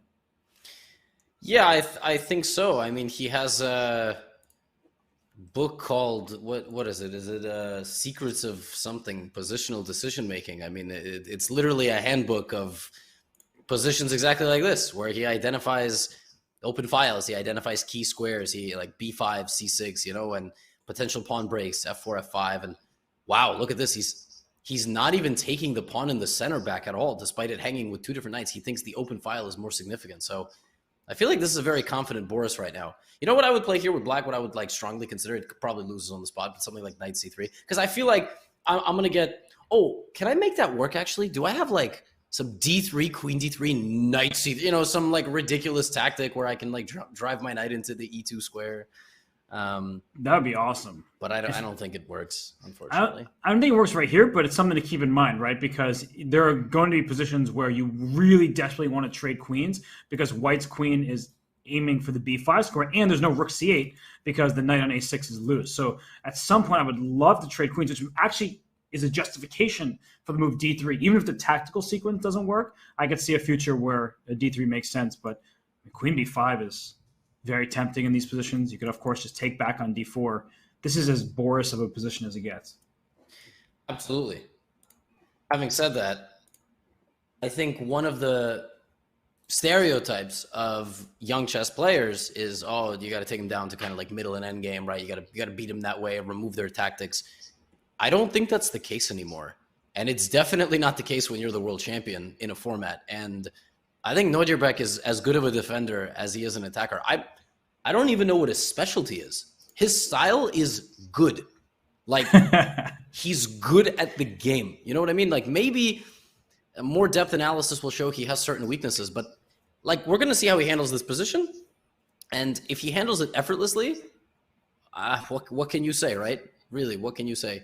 I think I'll be completely transparent. In the bracket preview, I had said that the winner of the matchup between, if it happens, Nodjerbek and Vichy, because I think they're on pace if they win these matchups, that person will obviously win the group. But to do that, you have to show brilliance, not just in preparation, not just in tactical play and initiative, but defending unpleasant positions, being on the receiving end of positional squeezes, and so on. And we do see Gelfand there has his camera back, although unfortunately only 50% roughly of the facial surface area. Well, Boris is one of those players. I mean, if you've seen Boris play over the last decades, he always is leaning forward, like one of those players who takes up too much of the board almost, where if you didn't respect him so much and if he weren't such a great person, you'd be like, hey, dude, can you like sit back in your chair and give me my space? But he's also encroaching on Nodjerbek's space on the board here. And look at that. Like, I was saying, you made this point that d3 could be a useful type of move just to distract white's pieces, maybe get some trades going. But Nodjerbek says, I'm not going to give you this pawn with the knight. You're going to have to spend some time with a move like queen takes d3. But is it a5? Knight a5? Yeah, I was going to say, I think everything that I just described came back to bite. So he is looking for a tactical solution in an unpleasant position, and I'm not so sure it's going to work here. He had to respect his opponent's threats a little bit more. He kind of tried to take that approach of, you're not going to take my pawn? Well, I'm going to make you take my pawn. but Boris will just ignore it. It's completely blockaded, and he will just take on a5, get the knight to c6. It's a very Boris-style move, knight a5, knight c6. I mean, it's surgical. It's very precise, I think. I think that's the right approach here. Gosh, playing people like Boris, I would love to because I respect him. He's such a great player, but I hate it. You know, it's just like you're just waiting for that moment where his position continues to improve. And Nordybek, you talked about his style. His coach from the Uzbek team, Ivan Sokolov, said he's like Carlsen in terms of his style, where he's very multifaceted. He can get that squeeze going, but I mean, nobody likes being on the receiving side of a position where you're the one being pressured and you just don't have an active plan for yourself. So I think Nordybek has a lot to figure out here. I think we can maybe go to a different game while he figures this out, because Boris may very well snag this pawn a5, plant the knight on c6, and I think that this task is going to be anything but fun for the young Uzbek superstar. Yeah, when you started describing what it would be like to play Boris, I literally sneezed. I think I'm allergic to being on the receiving end of this chess. And yeah, I mean, just very, very unpleasant stuff here for Nordybek, who is, he's well, Boris hasn't found the move knight a5. Let's put it this way, but if he does, it's going to be a serious defensive task. Okay, let's check in on Vichy. Before we check in on Vichy, Levy, we just have to make an announcement that Raunik Sidwani has defeated former world champion Vesselin Topalov in their second game. So let's pull that up quickly before we go to the game of Vichy. And wait, is that queen trapped? Yeah, wait, what? We didn't even see that game. What? How, was that game like 20 moves? It was just over 30, but it looks terrible for Black. Literally everything that could go wrong in a position has gone wrong for Topalov. Yeah, he lost the battle on all three sides of the board. How did that happen? So okay, let's just recap this game. Raunik didn't even wait. Raunik is playing like he has an appointment now. Yeah. Okay, it was just a typical Italian, nothing special going on. Well, Robert, in my defense, they probably played half the game in about a minute, right? So up until this point. But then what happened? This has all been played many times before. So you see Raunik, Topalov's not even spent a minute. And then a pawn push. How did this get so bad? This is also normal. Like, I'm looking at this position, and I actually hovered over the game earlier while we were looking at another, and I saw this position. Like, yeah, it looks fine. Not a big deal. Yeah. And how did it get that? That's how. You make one active move, and you regret it. Wow. Yeah, and that's it. It's just paralyzed. Oh, gosh. Oh, my gosh. Just that the pawn started storming here because, oh, goodness. Yeah, that's going to be tragic. Oh my gosh, like no moves for Black, just completely frozen. And after the rook hits b7, he went rook e7 to save the pawn, which is an important one, but then his queen got trapped. That's one move decided this game. Yep, literally the move c5. He was like, I'm going to solve my problems, and Raunik was like, yes, and create about 10 more. So, what a game. But you know what's weird? This looked effortless from Raunik. I mean, really, it just looked like he played a bunch of theoretical moves, pinned a pawn to a bishop, and won the game. It's just crazy. Chess is brutal. I feel like Topalov had just a simple option. Many moves that were not c5 just seemed to be completely balanced here. Symmetrical pawn structure, no weaknesses for either side, but that he just pinned himself. And that's how sad chess can be when you lose a game, is like, I made such a normal-looking move, and then this position collapsed. Yeah, oof. Wow. C5 is just, that was it. No questions asked. The game was over. Okay, well, Raunik Sidwani, doesn't matter how it's done. He's thrilled to go to a plus score against Topalov. So, okay, you mentioned the game between Vichy. Let's go right there, because this position is not looking good for the former world champion whose king is on h6. Oh, my goodness. What is going on?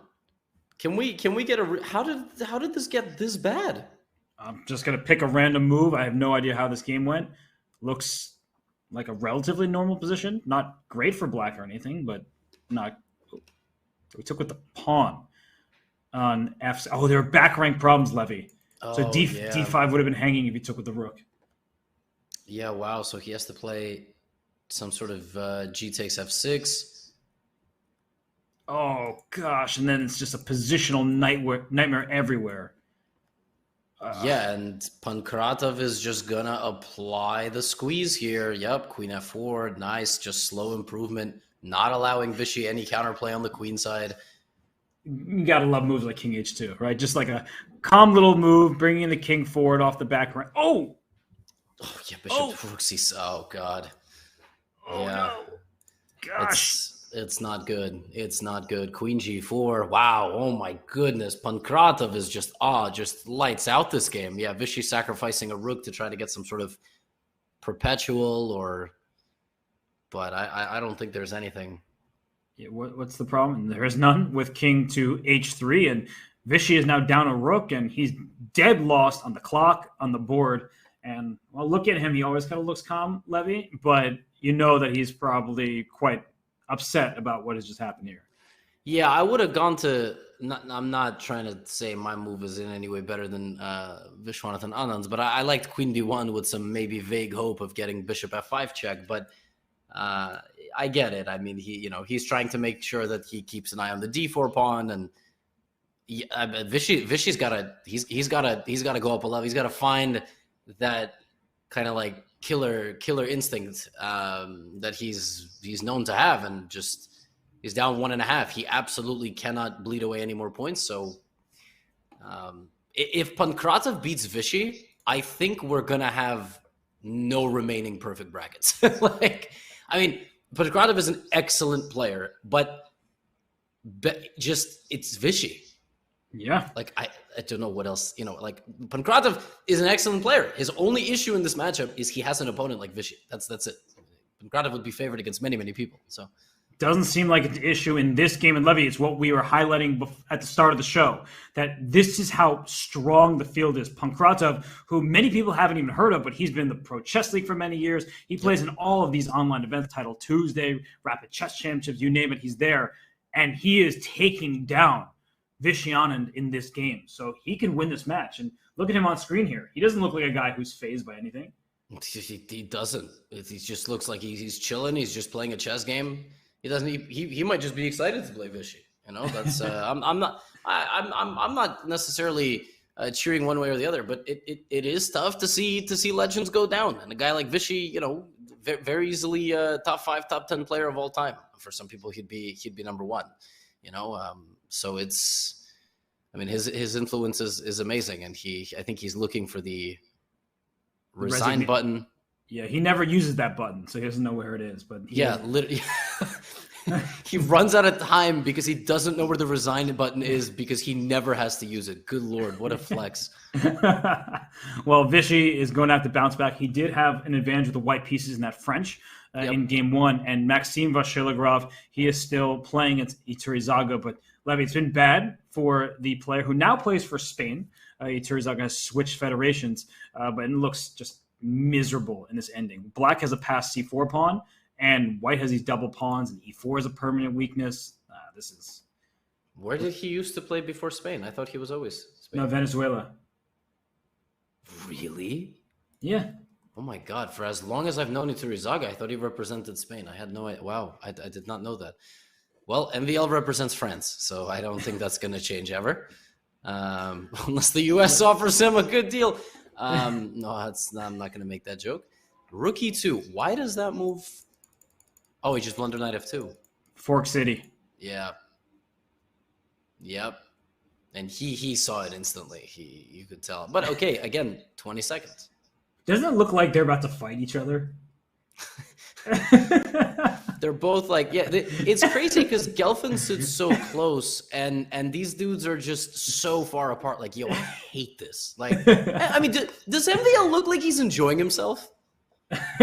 No. He seriously looks like he's about to get in the fight.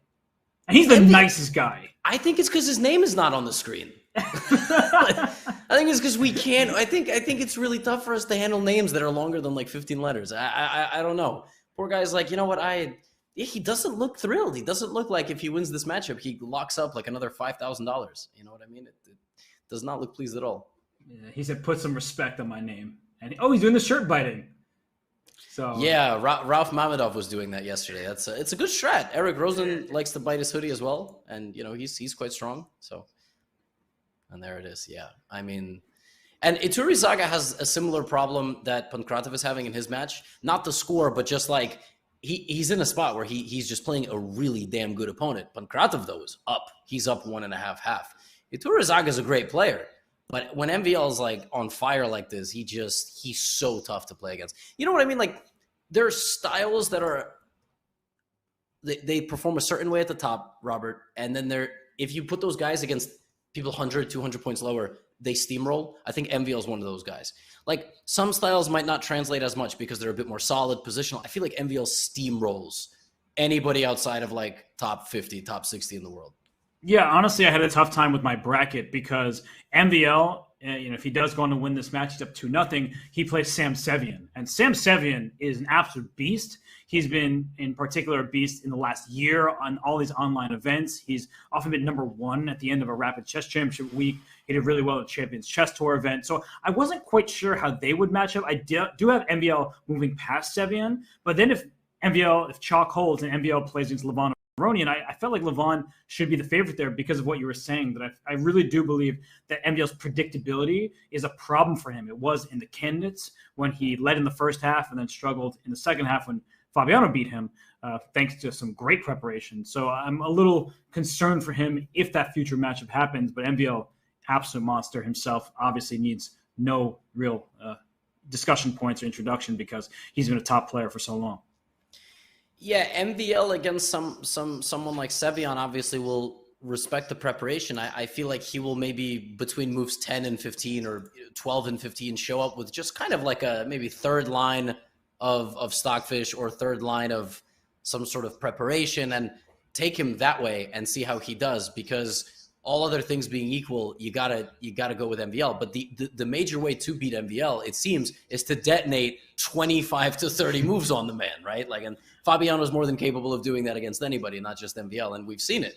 And when that happens, it's insane. Remember that Fabiano game against Mityarov recently in Singfield Cup? That was unreal. That was just what was it? Was it Singfield Cup or was it Rapid and Blitz? I think it was in their classical game. It was this Rogozin that was like 30 moves of theory plus a queen sacrifice. It was unbelievable. Yeah, that was absolutely crazy. And well, this one is anything but, because it looks like Nordebek, he's thinking after bishop takes b4 check. And black will go up a piece temporarily if knight takes b4, rook take d2. You have to take this pawn. But the problem is that this knight just gets trapped over here. I mean, you can go knight b1, but that's not really going anywhere after that. So it looks like black is just going to take 2 pawns. White takes the knight, and we have an endgame with rook and 4 versus rook and 4. Yep, and the major problem here is Boris's time. So I think what happened was he had a couple of critical decisions to make in this game, and he took a little bit too much time and ultimately made the wrong decision. What did he do incorrectly? He played knight a5, surely, right? In that critical moment where we were sort of discussing, oh, he did it this way. Yeah. And that was wrong because what? It allowed bishop f8 after knight c6. Ah, yeah. Well, it just allowed bishop c5. Oh. Right, the bishop just was able to escape, and now this knight on c6 is loose. So knight a5 instead of queen b6 was the way to go to keep the tension. Or was it not the way to go? No, knight a5 is definitely the best move, and it keeps a slight. It's +1, plus it's hovering. It's thinking, getting more depth, but it was much better for white, and I'm sure Boris knew that. He thought that this his choice in the game was probably equivalently good, but as we see, all it did was force this liquidation where black's passed pawn with fewer pieces remaining has been a problem. Okay, Nordebek takes an a5 rather than going for that pure rook endgame. Can't really fault him when he's got a pass pawn on d3. Right. Do we have some other games, or like is Juan Judah and Anish Giri in big battle? No, they're just this game going. Okay. I think they're waiting. The next batch of games will start when this one is over with as well. So I guess the players get a nice break. That's what happens when you finish on the earlier side. Yeah, Raunik Sadwani is just chilling for like 40 minutes. He's which is really well deserved after that win. That's a huge win for him. I thought he might have been a slight favorite in that match, right? You got to kind of go with like youth tactics, like less time on the clock, online format. I mean, it's a very close one, but and like you said in the preview, like Topalov has struggled in some recent events, but the Pankratov Vichy 1.5 half situation is pretty crazy. So huge credit to Pavel. Yeah, Pavel playing like a beast right now. Raonic, yeah, I think he was the favorite. I'm guessing. Actually, we can get confirmation about the prediction splits. I'll ask the team to set us up with that based on the brackets that were filled out. But I would imagine that Raonic was the favorite, just because he's a much more familiar name at the moment. Not in terms of the history books, but in terms of the guy who's playing in every single tournament you can name. So we'll get a word from the team on that. Yeah, I think this game will be over relatively quickly. I think Nodirbek has to probably just be a little bit precise with how he handles White's outside pawn. By the way, that D pawn just survived. Like, no questions asked. It just never got captured. He's still trying to capture it, Boris. And actually, I got to tell you, 20 seconds on the clock. I don't think there's any risk at all of White losing this, but there's a chance he flags. Yeah, he's moving really slowly. We know his camera has not always been in, so maybe he's even having internet issues. Yeah, he's 1 bar. He has 1 bar of connection. Boris Gelfand, he does get his internet back, but he's having problems. Oh, this is going to be so tragic. I wonder if Nodirbek just offers a draws and seeing that, but listen, oh my God, he's down to 3 seconds. He's going to flag. He's got to make a move. Oh, and he blunders. Oh, gosh. Why is that such a blunder? King D5, maybe. Oh, then knight G6, then you get tempo and your king gets in here. But yeah, it could also just be knight G6 and then king D5 or something. But maybe knight G6, E5, but then knight F5. I don't know. Yeah, it's not so clear. I wonder if Nordebek's doing what you... No, he's going to flag him. I was about to say... We got that with 0.3 seconds left. Boris Gelfand, the bullet machine. Nobody knew that this guy could play bullet like this. This is really tough. And the craziest thing is he's sitting so far back. But yeah, Nodirbek going up 2-0 in a way that unfortunately kind of demonstrates the generational gap of players, right? I mean, this is not something that would have ever happened when Boris was Nodirbek's age. And it came out of nowhere. I mean, he literally lost the game in the last 3 or 4 moves. And I kind of, when I saw the 20-second situation, I got real nervous for Boris. And unfortunately, that's what happens.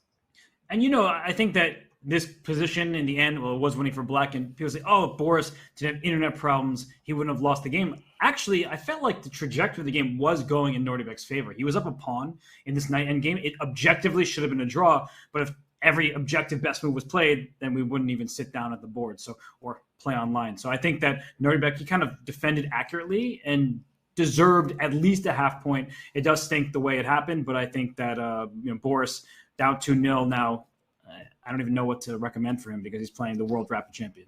Yeah, seriously. I mean, look, it's not the most exciting finish when you watch one of the best players of the last several decades, especially in classical over-the-board chess, go out in an otherwise relatively equal knight endgame because of time. But that's what you sign up for, right? At the end of the day, there's no way to get this amount of players in the same room, especially in modern era.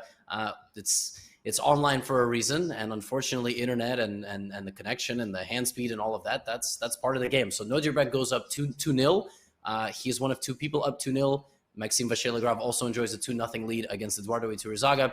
We are going to take a break, and when we return, it's game 3 in, I think, every single one of these matchups. Don't go anywhere.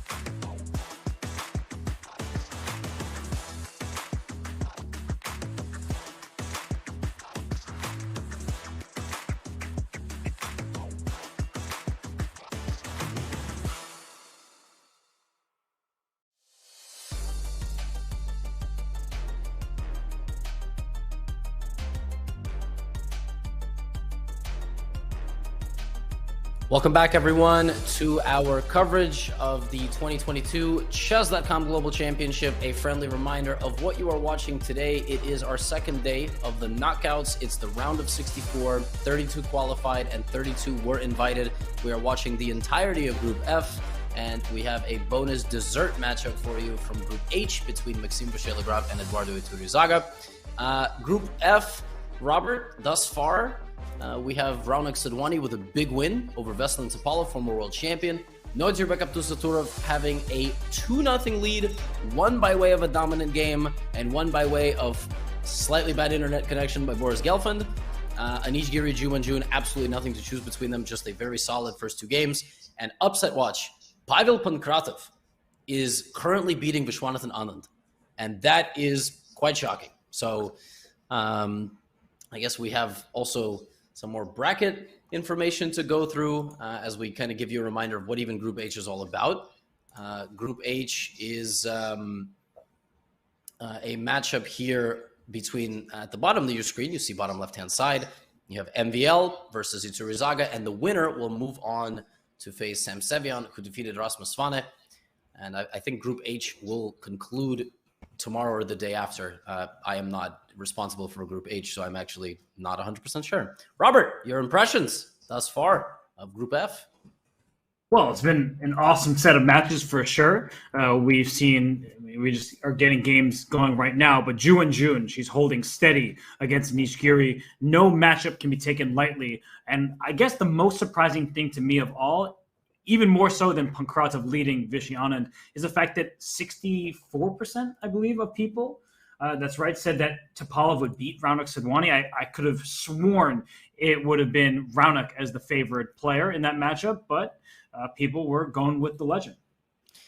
Yeah, I completely agree. That's what I said. I mean, it felt a little bit strange to bet against Topalov, but such is life. I mean, there's nobody can really beat Father Time, and I feel like Raunak Sadhwani, give him a few more years, he's gonna be up there. I don't know what his classical rating is right now, but I think it's quite good. We see here Ju Manjun playing this very challenging variation, A5 and Bishop A7, and I think there was a game Nodirbek actually played with White, and that was against Hare Krishna in the Olympiad, where he played Bishop G5, got his bishop chased around, and then got pancaked. It was the only game that he lost, and it was not pretty. So is Bishop G5? Okay, so he does it this way. Now, Robert, you know way more about this than me. So can you tell me a little bit about like why White would play Bishop G5? Why White wouldn't like BD2 in this game?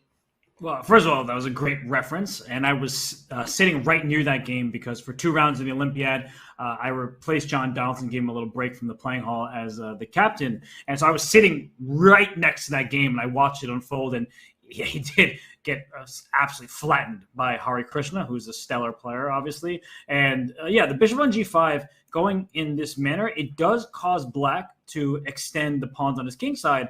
But oftentimes with his knight coming to G6, it's not really that big of a deal and actually helps black gain space and control of key squares. So that's why Anish, instead with knight D2 and D4, the bishop doesn't necessarily want to develop so soon because it can go to bishop G5 later, or maybe it sits on E3. But I think Anish is prioritizing central control versus bishop development.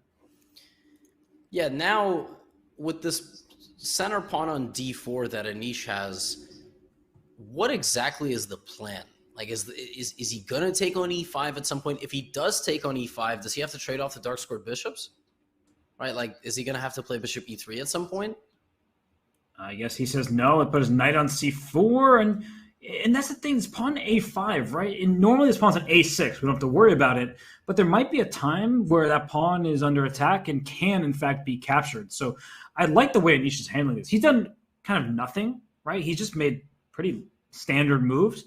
But I'm starting to appreciate his position because I feel like, all right, he goes back to F1. So what do I know? You know, I'm like going knight C4, getting active. He's like, yeah, let's just go knight F1. We're chill. This is a declaration of hostility by Ju Manjun. I mean, knight H5, that has bad intentions. The knight is going to F4.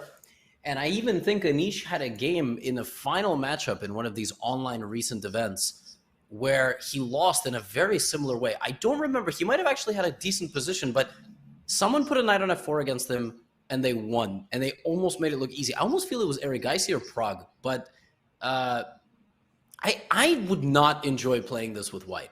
Like, just having this knight here, standing there, the bishop on a7, kind of sniping at my center and my f2 pawn. I don't like these positions with white. That doesn't mean anything. They're obviously completely okay to play, but okay, she just takes the bishop, so that's a little bit more relaxed. But is that the right approach by black? Because I don't know. I mean, knight was so good on f4.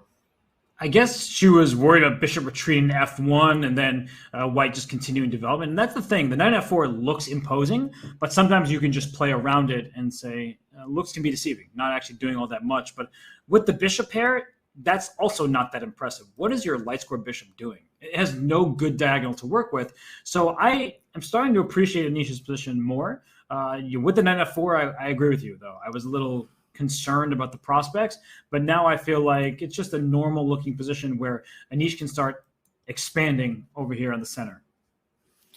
I am a little bit concerned about something like knight g5 maybe, and then trying to get that bishop to damage the structure. Queen b5 also looks really good because black, not right now, just as a kind of concept, because black doesn't have the pawn on the traditional a6 square, right? Now we talked about, I don't know what the best plan of action here is for black. I'm also trying to calculate the move d5. Okay, she does c6.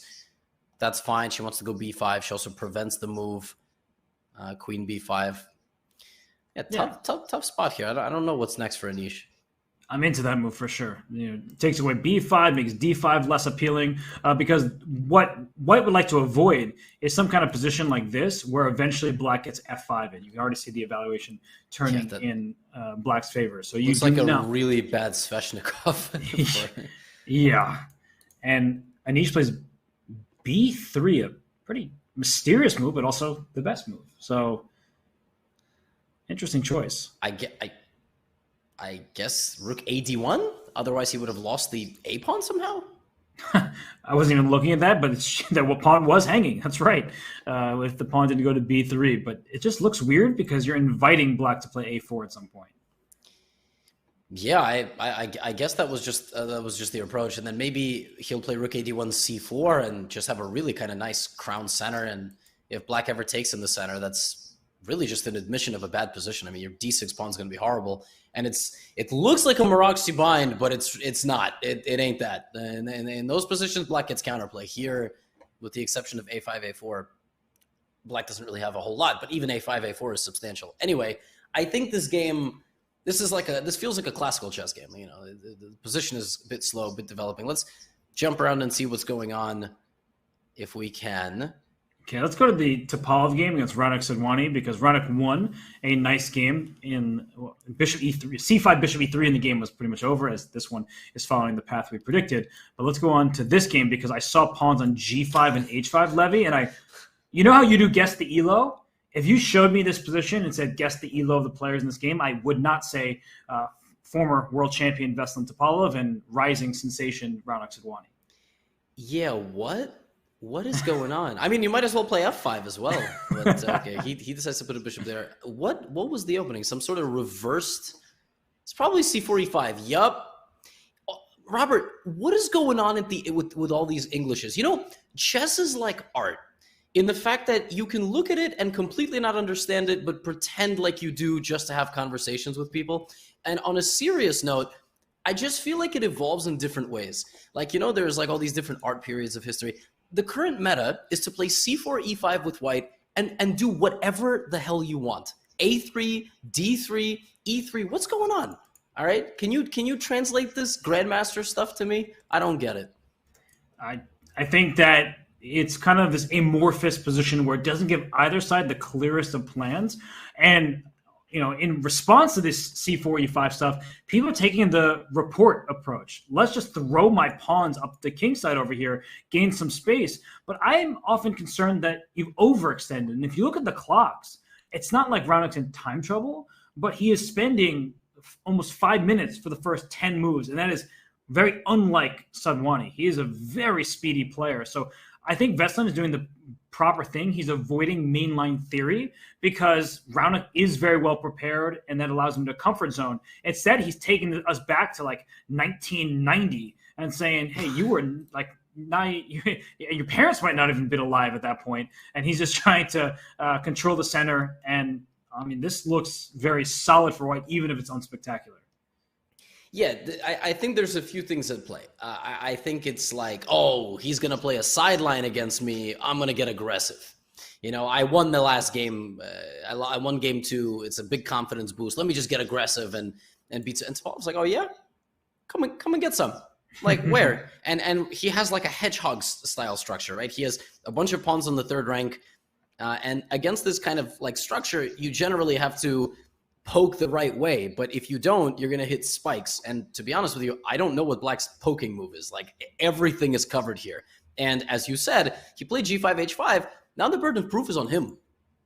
Right. Burden of proof is just like, okay, prove it. Because if you don't, why'd you push all those pawns in the first place? White's going to play moves like knight e4, which attack g5 and maybe try to get something to the c5 square. Like, knight ce4 right now looks like a very strong move to me, but who knows?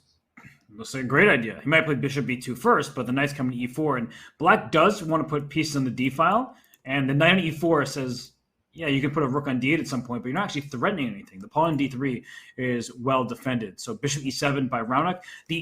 This is why it's a bit misleading to just have the engine on. It says minus 1.2.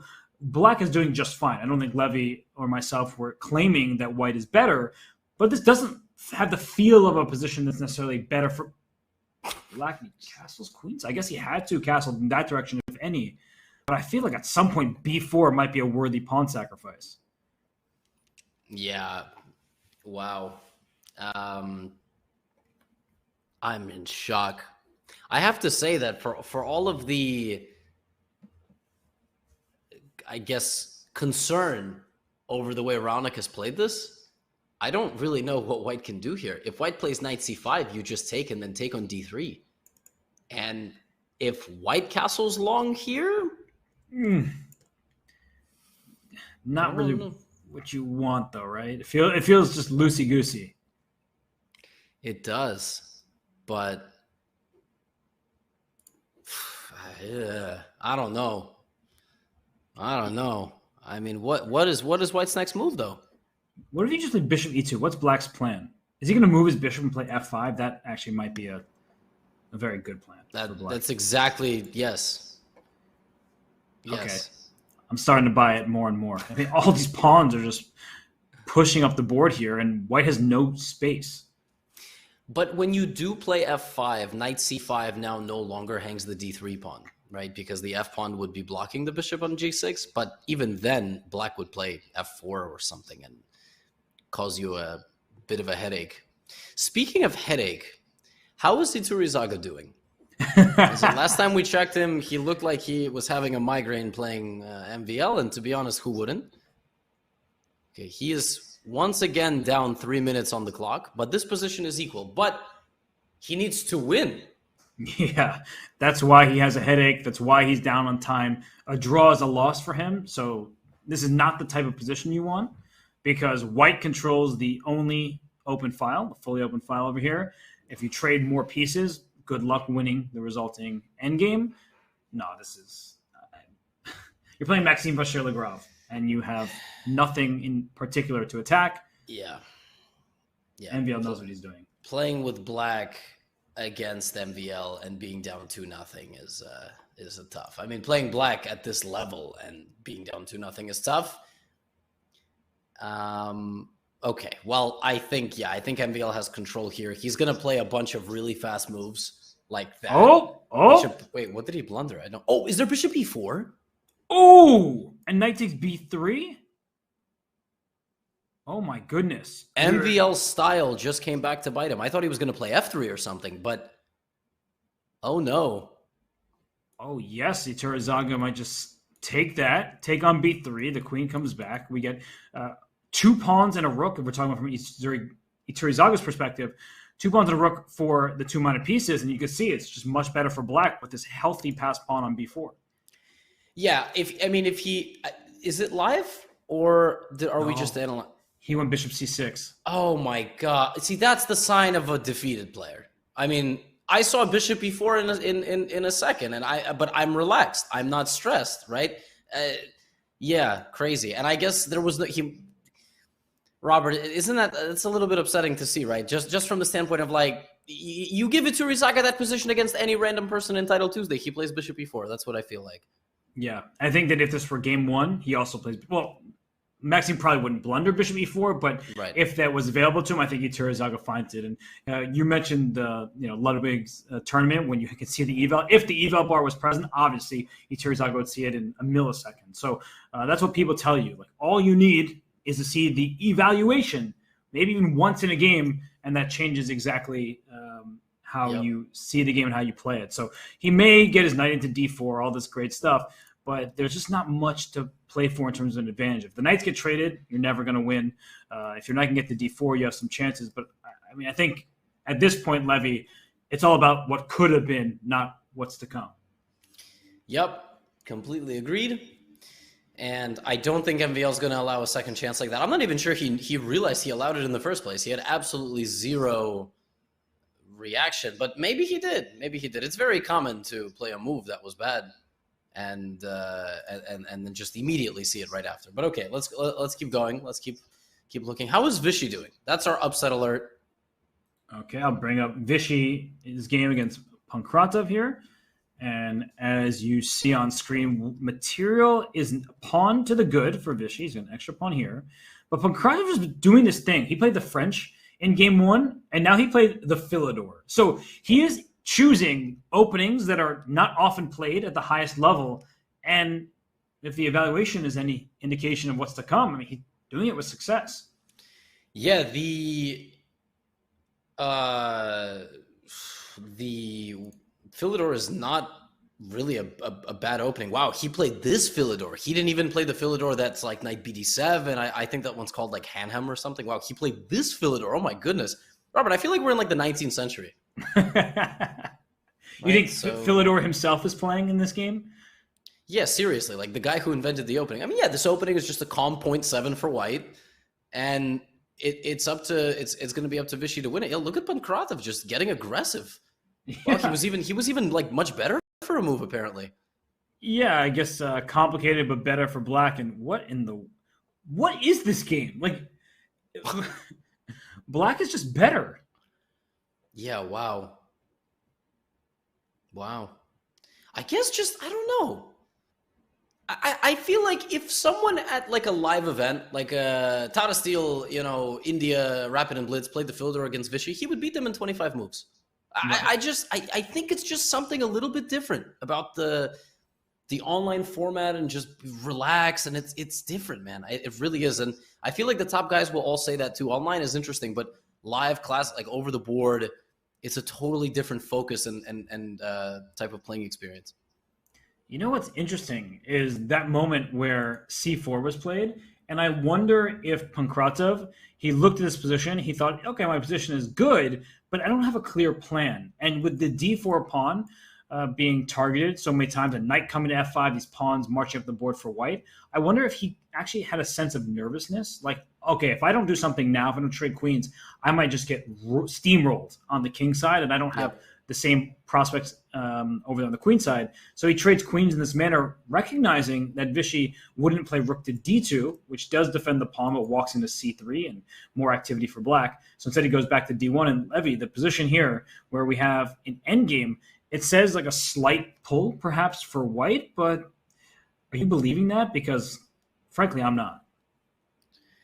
I don't know. The only thing that white could seemingly, in my mind, take advantage of is the pawns on the queen side, like somehow poke at them with B3 or A3 or C3. I mean, thank God I don't have to make that decision.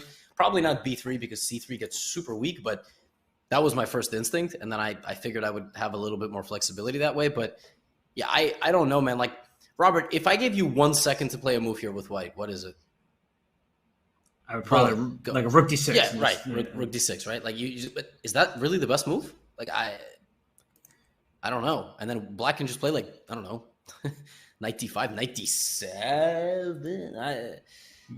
Yeah, and there are all these like problems where if we even get this, actually he goes for it. So let's put this on the board. Yep. Your pawn's not going anywhere. And if things happen with F6, King F7, and so on, this pawn actually could just become a target, a liability rather than an asset. And the e-file is open for the black rook. So, yeah, I'm not believing in Vishy's position. And Pankratov, I mean, the guy is just playing like an absolute madman. I mean, every opening choice from him from the black side is like, would you really do this if you sat face-to-face with Vishy? The answer may be no, but he's doing it now, and it's working out for him.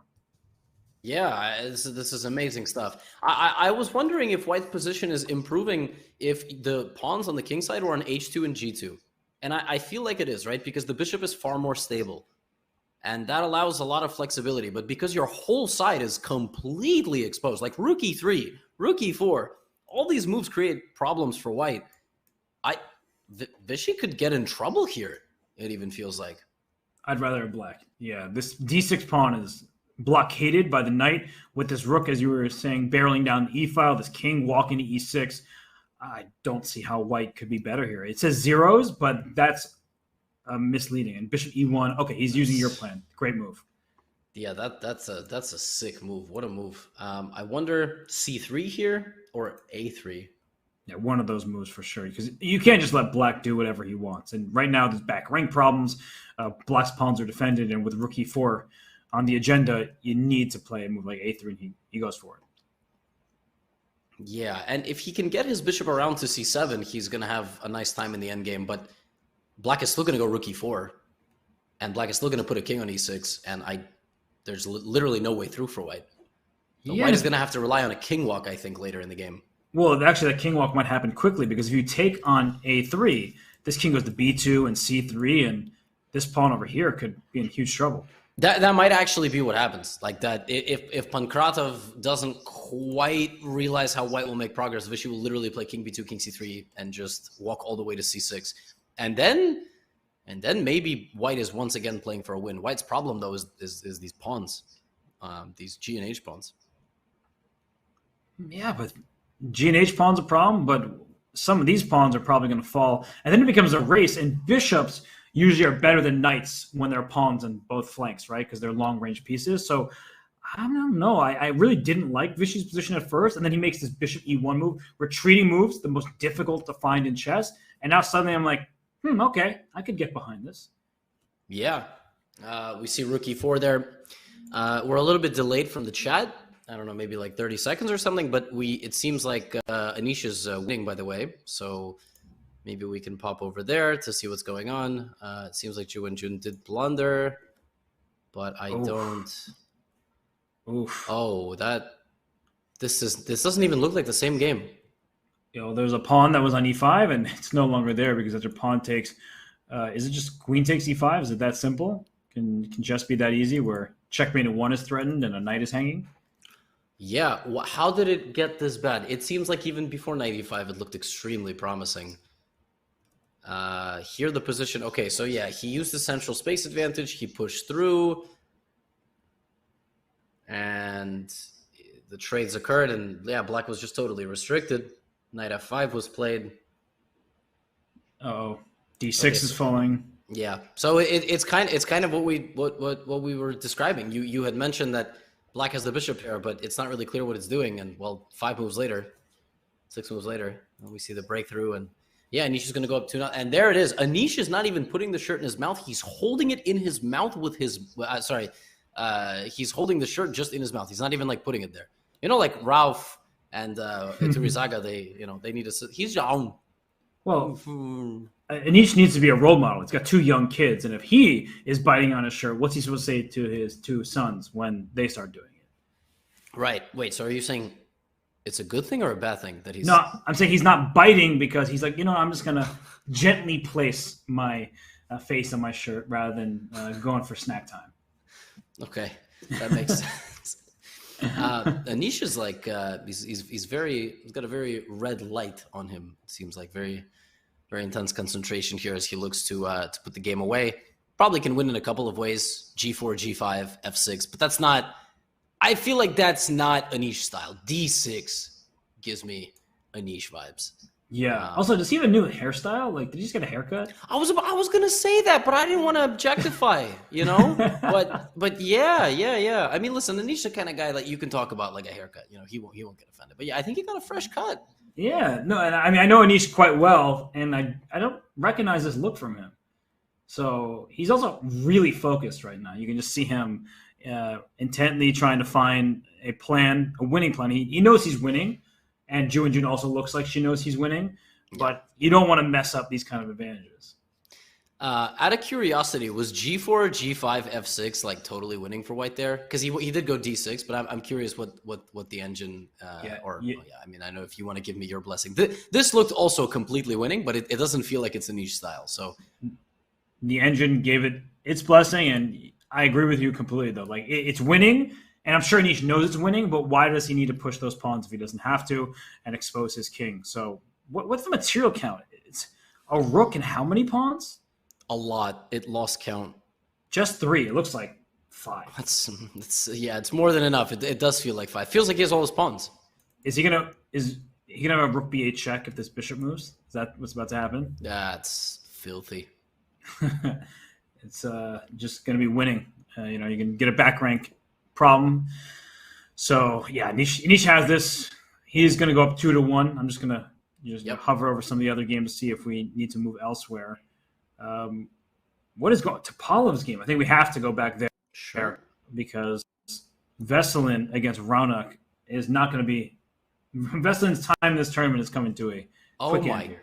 Oh my God! Yeah, this was good Lord. This was unbelievably one-sided. This is pretty crazy because that first game, I think a lot of this match really was psychological. We talked about it going in, right? In that first game, Raunak sort of held serve. He was solid. He was relaxed, and he equalized. That second game gave him a massive confidence boost. Look at the way he played this game. I mean, he just came in throwing haymakers. Like, he played this game like somebody had bet on him to win in the third round, and he was just going to win in the third round. He was just going to put it away. And G5, H5, and he never looked back. And look at this finishing touch. G3 distracts the queen from the bishop on B2. So the queen will have to take on G3, and then the black queen can take this bishop, and you're just up a piece, and that's game over. So what a performance by Raunak Sadhwani. I mean, Veselin Topalov is one of the best players of all time. There's no question about it. But right here in today's game, today's match, it's been all Raunak ever since C5 was played by Topalov. Yeah, seriously, that seemed to really have a big impact on this game as well. He kind of chose a very tentative and slow opening, and Raunak played in a way that I don't think I've ever seen people play like that before. Have you? G5, H5, Bishop F5, like against passive English setups? That was crazy, and he made it work. Passive and Topalov don't belong in the same sentence, so he pays the price. You can see it on his face. Apparently, Vishy Anand is also doing work right now. He's moved on into an endgame where he's up a pawn, so I'm just going to bring that game up quickly, the one between Anand and Pankratov, because it looks like Topalov's time in this event is coming to an end. And Vishy, well, he is just up a pawn. How did he is a magician. Yeah, I was going to make a comment, like, I wonder where his king is, and it's just chilling. Yeah, wow. Okay, so, oh gosh, I guess Pankratov just never took the pawn because he was worried about the rook coming down the e-file. Yeah. Wow, that went swimmingly. But that move, yeah, it is. But H5 was the big mistake. I guess just King E6 first, and maybe Knight E5 after. After H5, Vishy takes, and then Rook comes back to E1. And look at this move. That's what Pankratov missed. Yeah, that's tough. That is a tough one. We talked about that D pawn being useless for a while. Well, oops, weren't we wrong? Yep. And obviously, if Knight takes pawn, there was Rook E7 check. I think there was. Yeah, I'll just show that because I drew an arrow, but it's better to show on the board. Check, winning the piece, game over. Yep. So instead, he went Rook D4. But now, Levy, it's an extra pawn, and we have the engine on. We have the eval bar over there. We don't have the moves that are supposed to be played. We'll just watch Vishy do this because you don't become a 5-time world chess champion and a former world rapid champion to boot if you don't know how to win these kind of end games. And he's going to make it look easy, even though I think a lot of people at first glance think it's only one pawn. Aren't all rook end games drawn? No, they're not. Being up a pawn is good. Having multiple pawns together is good. And he has, C and B are kind of together if you get rid of the C pawn. Also, Black has no pawn mobility. That's a major problem. Or frankly, any type of mobility, because the c3 pawn is so weak. If the c pawn was on c7, how much closer to a draw is this? Still has to be lost just because of how great this rook is on the 5th rank. Because I guess the way Black would try to draw that, which is Levy's question, the pawn c7, if you get rid of these pawns on the king side, then Black's king can venture over towards the center. But in St. Louis, we saw Jan Nepomniachtchi take down Alireza Firouzja, and I think it was even material, but White had so much more activity. That was Nepo in that game, so he was able to win that one. And here, Vichy would like to play king a2. His pawn is hanging, so first play rook c5, and if this rook comes to e3, then the White king just ventures out. Yeah, this is a big win for Vichy. He gets it done. Well, he doesn't quite. He's on the path to getting it done right now. Good thing he has 4 bars of connection. We don't see it on the current screen, but that's all right. We see it. Fish. My goodness. What? What is happening? What? Oh my goodness. Apparently he made a mistake. We'll go back right here. The king c1 is the obvious move, but apparently king a2. What? That's the way to go. And if rook takes c2, then the king just comes to b4, and then you win this pawn, and your pawn runs. Oh, no. Oh no. And so Pankratov doing his best here, and the king now is very close to this b pawn, and this rook can come to d2. Oh no, I was right. Rook d2, and then Vichy's going to have to grab the g pawn and just sort of run. Right? How? Rook pawns are the absolute worst. It's funny how we love rook pawns when they're used as a decoy and they distract the opponent's pieces, but they're so bad when it's just the only pawn remaining. So even if you get a rook g7 and a pawn all the way up to h7, the black rook will sit on the h-file behind it, and you're not going to win this game. Yeah, this is crazy. What a hold potentially here from Pankratov. And by the way, Vichy's got 45 seconds. Oh my god, that actually probably is part of it. It's part of the reason why Vichy made a mistake in this ending is he didn't have that much time. Probably got a little bit nervous. And a blunder right back. Yeah, he blunders, but what is it? Is it b6 or h6? He's got 30 seconds. Time is ticking. Which one is it? I wonder if actually I would play b6 because the problem is you play h6. Rook there might be king c5. So in b6 I can keep going to b7. So this pawn gets advanced first, and then the second pawn can run. h6, king c5 is so brutal. So b6, rook b2, but isn't there like rook b1 and then c2 somehow? But rook b2 doesn't threaten rook takes b6 because of rook g6 checks. So maybe there's king d1. That's probably what he missed.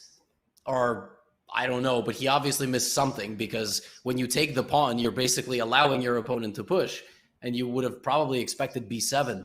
But the fact that rook b2 is not a threat is so sneaky. And that's such a critical difference. If we can bring up an analysis board really quickly here, we can show exactly the difference. Because if the h-pawn had run instead here, then this rook comes to h2, threatening this pawn push, and you could take this pawn. There's no skewer. There's no check on the 6th rank after. So as we get to the live position here, Wait, what? He missed it. No! How? What? What? Oh no, Vichy! Time trouble. Wait, what is going on? Oh, it's just a draw. That's it. And Vichy is really upset. You just saw on his face. He looked to the side. He's just like, what happened there? Let's go back to that moment there as Vichy will have to recover emotionally heading into the last game. But Vichy knew he was winning. That's the thing is we saw at this point, rook c1 check, king e2, and after c2, he goes king d2. And look at that. Somehow king d2 is not the move. Is it b7 or rook c7? What in the world? How is that not the move? Is it rook c7 instead of king d2? Oh my gosh! Wait, no, I'm so confused now. How is but here it's a draw. King d2 is the draw. But is rook c7 winning? Is it rook c7? It's not rook c7, so that means it's got to be b7, right? But then rook e1 and then you run away? No, that's also a draw. What? So the process of elimination, the only other move is king d. But why is that winning? Yeah, what? What's the difference when you could still play rook h1? b7 and c1 is not a check. Oh my gosh, this is unreal. That's the critical difference. The king on d3, as you're saying, is not check when you promote. So if you promote and I promote, it's promoting with check. So black is going to get checkmated. Oh my. Okay. How can you fault anybody for that mistake? Yeah, that is so crazy. I mean, you saw my top 2 candidate moves were also draws. It just goes to show you, like, I mean, king d3 is not human, because you never want to allow like a check on the back rank. It's just not a human move to go up in that position. Oh, wow. My God. It looks the same, because if rook h1, king here, it's the same exact position as in the game. That's actually what happened. So, yep. Oh my goodness. King d3. This is very instructive, but there's no player in the world that I would expect to notice that difference of 20 seconds on their clock, even if some people would find it.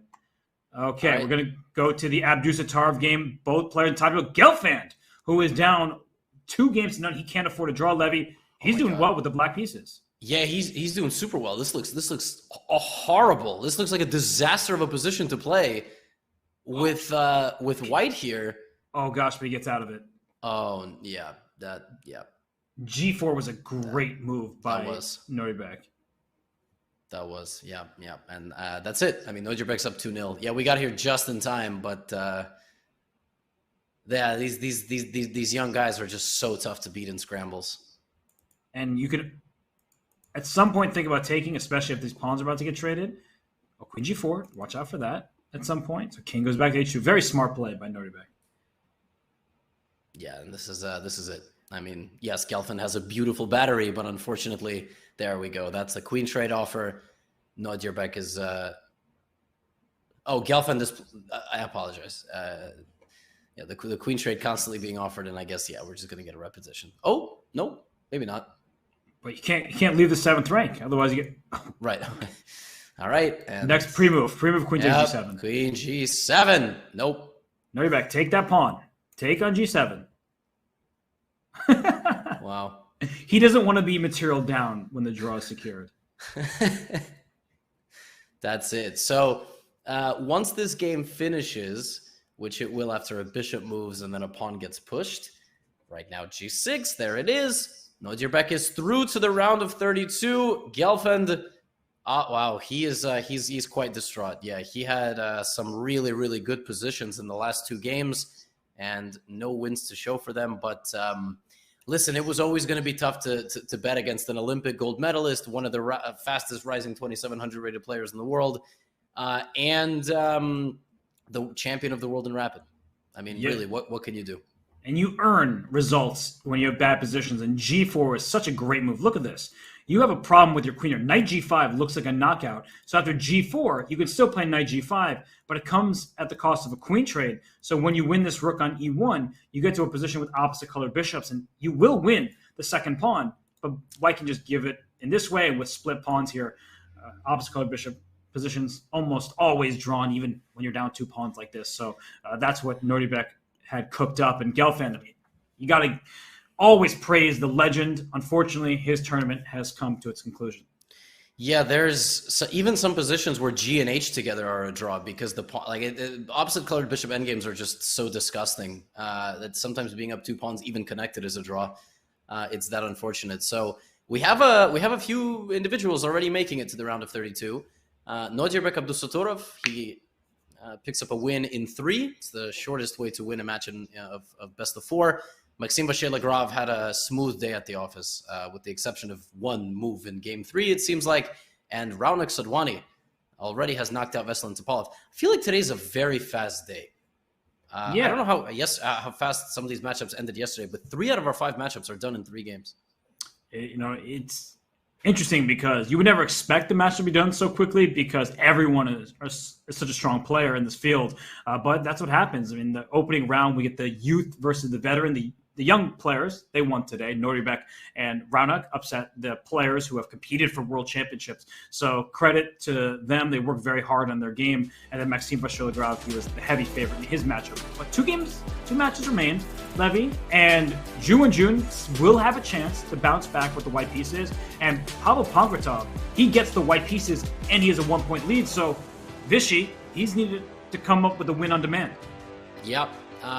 We will see those 2 matches potentially come to a conclusion in the 4th rapid game or we will see epic comebacks and then a bidding for an Armageddon. We'll be back in about 5 minutes. Don't go anywhere.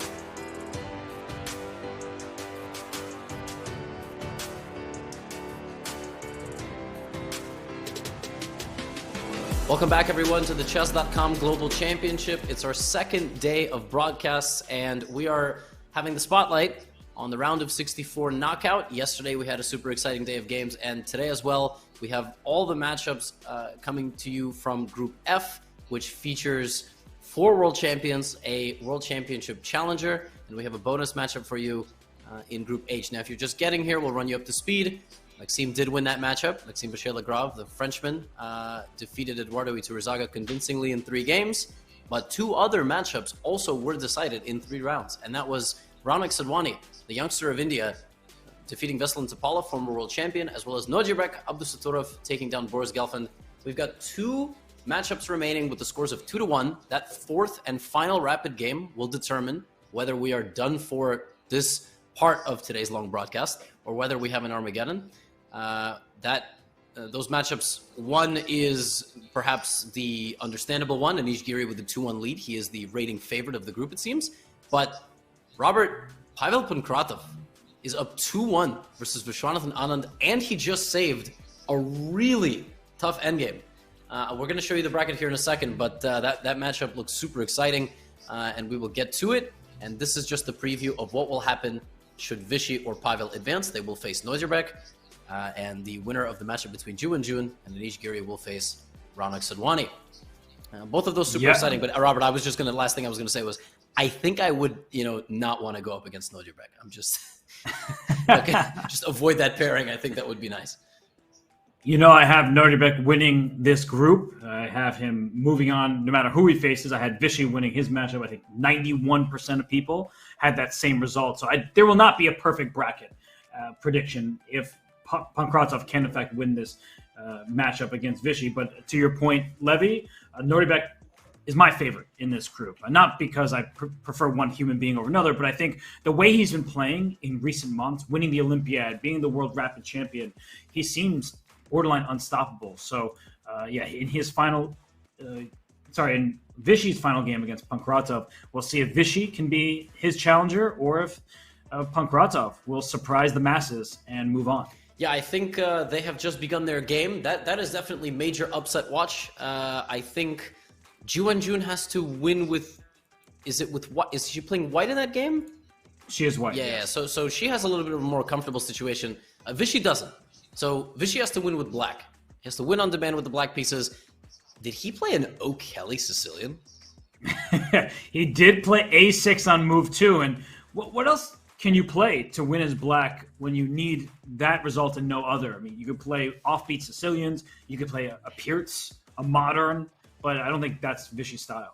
No. I mean, those 2 are very comfortable for white. This is just going to be a very, very kind of ageless setup battle, a Maroxy, and Vishy's playing it like a hedgehog style with B6, A6, D6, E6.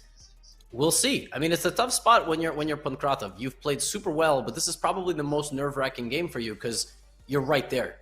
You can taste the round of 32. You can taste defeating Vishy, which is probably going to ruin everyone's bracket. Like, if there's someone out there that predicted Hansen would beat Liem and Pankratov would beat Vishy, I mean, more power to you. You should just get the 100K right now. So there's definitely one person in chat who's like, "Oh, is that legally binding? Do I win it now?" Yeah, like Levy said, I'm gonna get $100,000. Where's my money? Yeah, no, that it would be very impressive though. And Vishy, I was actually about to say that thematically, sometimes you play G4 because you have this pawn F3, but that changed the evaluation, Levy. And now, if the move D5 happens, you have this eyesore at the end of the diagonal on F3. So that seems to be a mistake, practically speaking, more than anything. Why play G4 when all you need is a draw? I don't know. That's completely insane. I was going to say, I thought he was just going to play Bishop E2, short castle, B3, Rook FD1, pre-move. Just finish it. But G4 is crazy to me. I remember when I was really young, someone told me that the way to beat the hedgehog was to attack it on the king side, and I played G4, H4, and then I lost in 20 moves. I had no idea what I was doing. This also strikes me as a little bit peculiar because it feels so... Are you seeing that move? What? Is that a mouse slip? No, he seems... What? What? Robert, do you and I not understand chess? Can we just go back 2 moves here? I mean, black is much better. We see the eval, but we don't even need the eval. What is he doing? What? Have you ever seen this before? You mean you don't usually play G4 and then follow it up with King D1? That's not what your normal I mean, plan was? I understood, like, King D1 must have been to go King C2, King B1, and castle by hand, but Robert, respectfully, what the like, what is this? Black is spoiled for choice here. You can play B5. There's a king on C2. Let's open up this position, and you want to play D5. Okay, so Vishy's moves are obvious.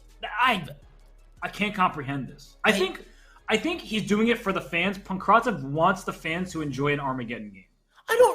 Robert, he just sat there and shook his head. What's he shaking his head at? He's the one who played the moves.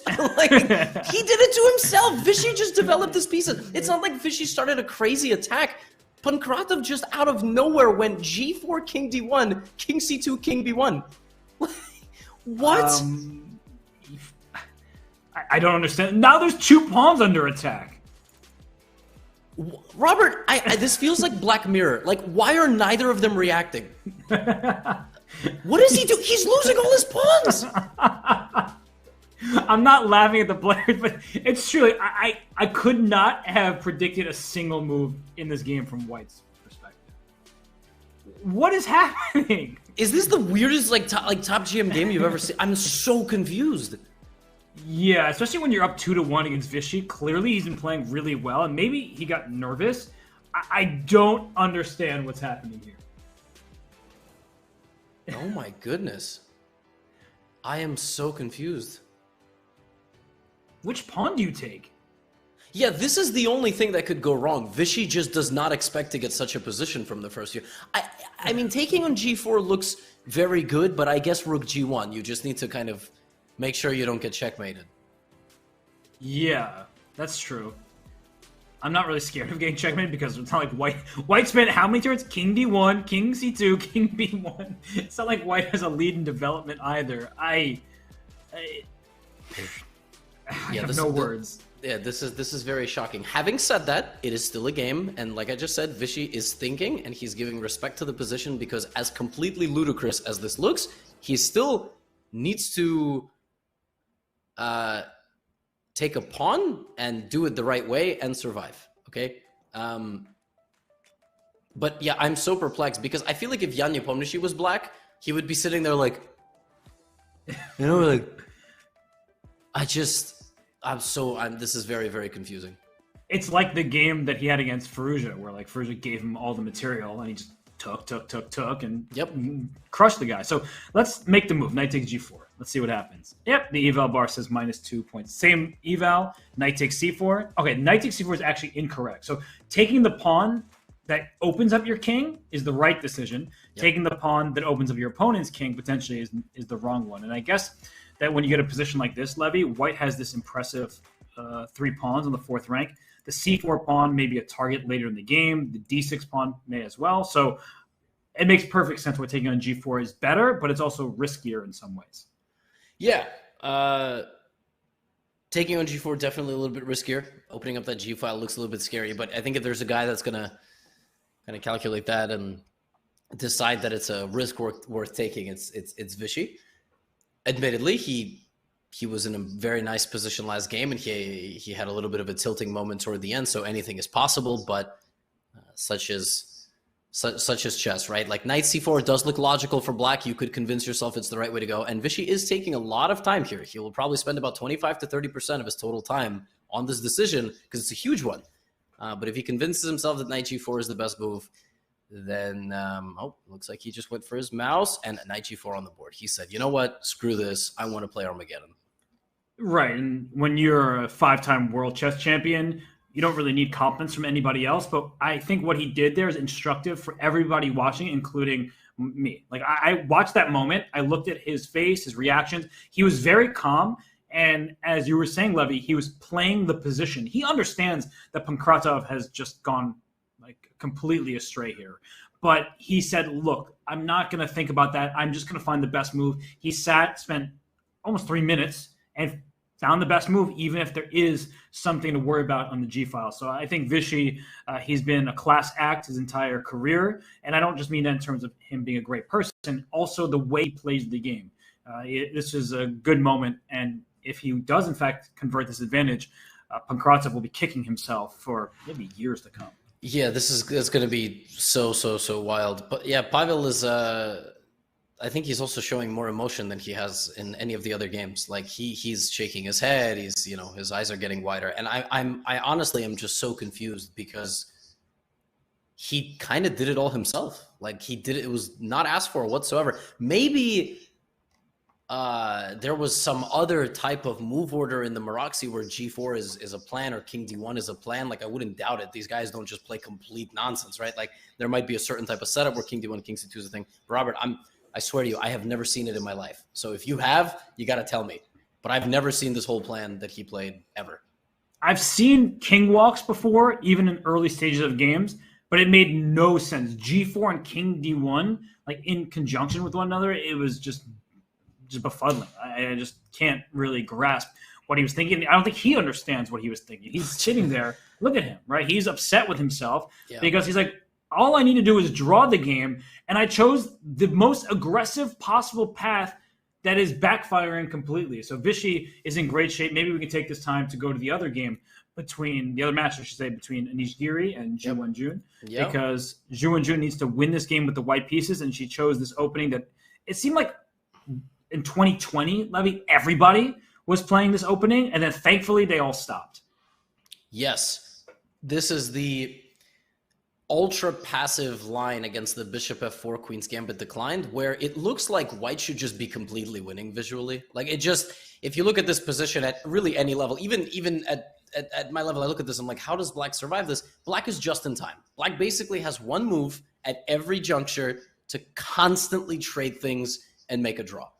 And Anish knows that. He's seen this a million times.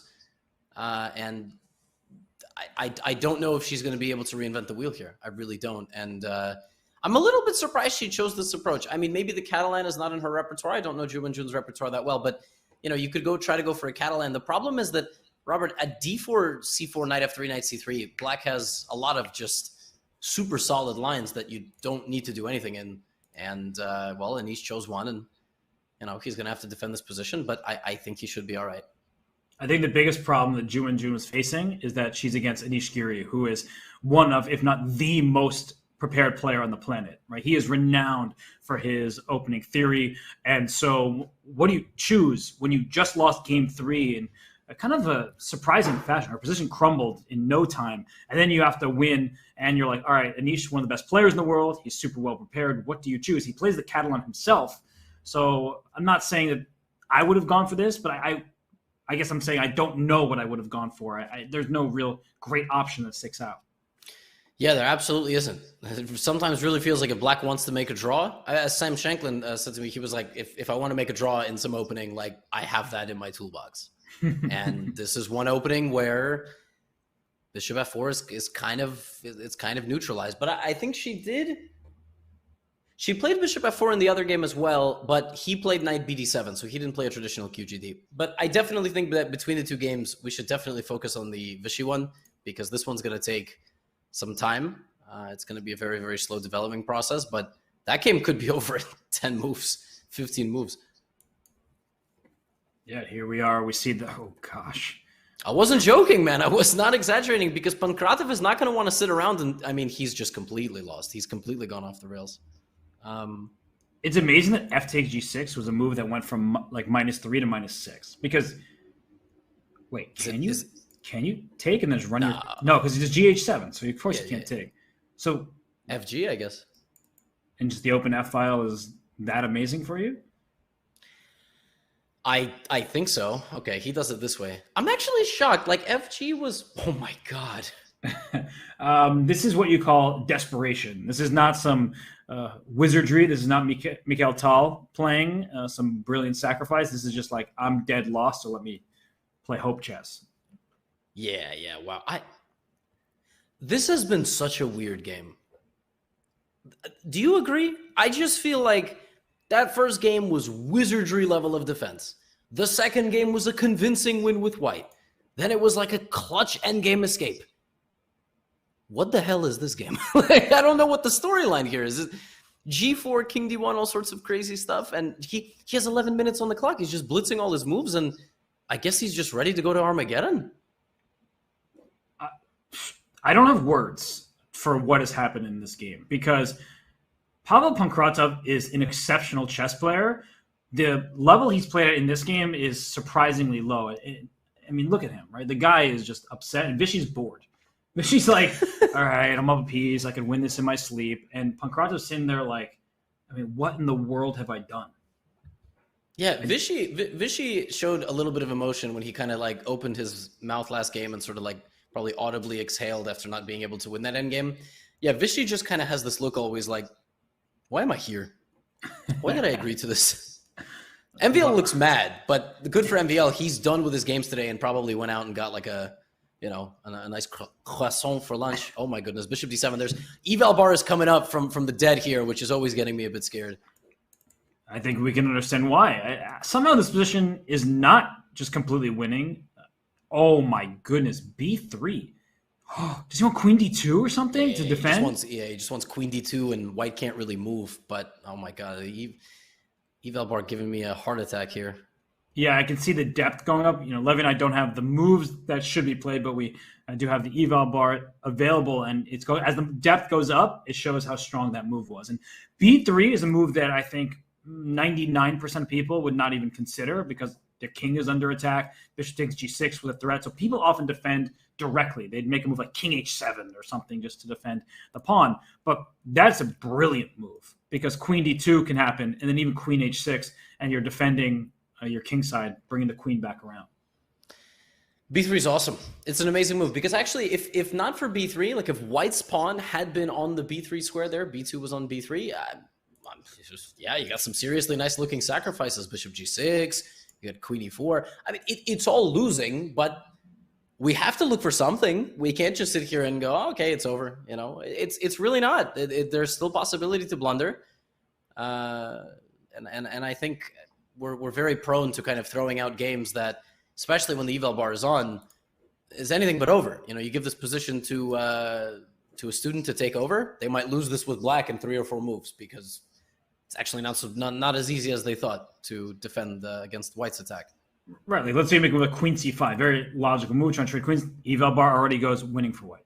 Right, that's a normal looking move, Queen to C5. But after Queen E4, Rook takes G6, you're probably just going to checkmate it. So that's insane. Wow, yeah, nice catch.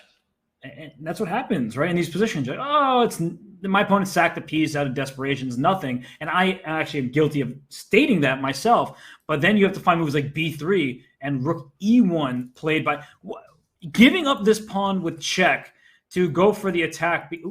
Draw my arrows better. This bishop on E7, still bishop G6. So you give up this pawn with check, and I don't believe in it. Narrows the eval bar, but good try by Pankratov. Yeah, definitely a great try. Absolutely. I mean, Queen E4 is like a quiet move setting up Rook takes G6, and it just completely wins. So it's very important for Vishy to be punctual with his counterplay. What a move, by the way, Rook E1. My God, what a move. It's a scary move. Watch Vishy play something like Bishop G5 because the Rook on E1 is loose or something like that. Yeah, Bishop G5 looks awesome and threatens mate. Yeah, this pawn A2 is threatened with mate, so then you have to spend some time taking on B3, but even if A takes B3 is played, this Rook on E1, that's the problematic piece. So the Bishop on G5 cuts off the circulation of white's attack. So I like that, Rook E8 to follow. There's probably many other moves that should do the trick, but Vishy's spending his time wisely. And by the way, Levy, it appears that if Pankratov wins this match, there's still 5 perfect brackets remaining. Ha! That's so wild. 5 out of 10,000. Well, listen, you got to blame the players for showing up and ruining everything, right? Hey, will we redraw if after like the first few days or maybe after the first round of 64? Can we adjust that, or is that just from the beginning? Because I just feel like it's a little bit of a letdown. You know, it's only 3 rounds and we don't have any more bracket competitions. That just feels a little sad. Start a new one, I guess. Just start doing like those prop bets, like in all these other sports, right? Just like, oh, who is going to win the first game with black in the round of 32.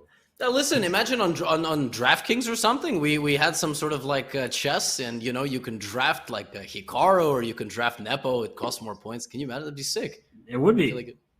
Wow, he did play Bishop G5. What a savage. Yeah. Over under number of moves in a match. I mean, there's so many different prop bets that can be had in chess. Yes. Only problem is fixing stuff like that is tricky, right? Because move count or whatever. I mean, theoretically, a guy could bet on himself to lose and then go and make that happen. But in individual sports, I suppose it's different in team sports. But anyway, A takes B3 played. We will keep our business ideas to ourselves for now. What is the plan here for Vishy? Like rook. I was gonna say like rook B8. Okay, just queen B2. Yeah. The way he's playing this game is just fantastic. Okay, Pankratov made his life easier in some ways, but since that moment, it's just been very precise. Not perfect. No chess player is perfect, but it's -5. He's up a piece. He's coordinating his pieces. Rook's coming to E8. King is feeling safer and safer by the turn. Bishop F5 is already a big threat because this queen on D4 is loose and the bishop's pinned. Yeah, nicely done by Vishy. Oh, that's true. And at the end of the day, black might have something like bishop h6, bishop g7. You have to be a little careful, but you can always just go back. Rook a8 to trade some material. This one, I'm not going to say anything because the last time that I spoke, literally on that same second, Vishy made a mistake. And I misspoke. I actually wasn't trying to say that he had won the game. I was saying he's on his way. So we'll see if Vishy can put it all together. How is Ju Wenjun doing in her quest to beat the brick wall that is the Queen's Gambit declined? Has she made progress? Nope. No, in fact, quite the opposite, actually. This good knight on c4, questionable pawn on h4. Right? It's like the things I'm noticing: c file clogged up, b file open, pressure on the b4 pawn. Yeah, Levy, this is, you can hardly fault Ju Wenjun because beating Anish Giri is really difficult. But yeah, this is not going her way. No, it's tough. I mean, to beat Anish, you gotta get him deep into theoretical waters and kind of throw like a little, you gotta throw a little sprinkle on something. When you play something, I think some of these like really forced draw lines with black, they just have way too much in their toolbox. And she also just kind of has a random pawn on h4 because I guess she was hoping that that would turn into something. But if white's b4 pawn trades for black's c6 pawn, it's time to kind of wrap it up. I think I think probably the game to watch is definitely the Vishy game. No disrespect whatsoever, but this one's tough. Yeah, just clogged C file and open A file that black controls. There's nothing to threaten, right? The C6 pawn is usually what you go after, but you're not getting your piece around. So let's go back to the Vishy game with Pankratov. We will keep an eye on this one, but the other game is definitely a bit more exciting. So yeah, I do just want to say nobody looks happy. It's crazy. Like not a single one of the players looks happy at all. It's tough to watch.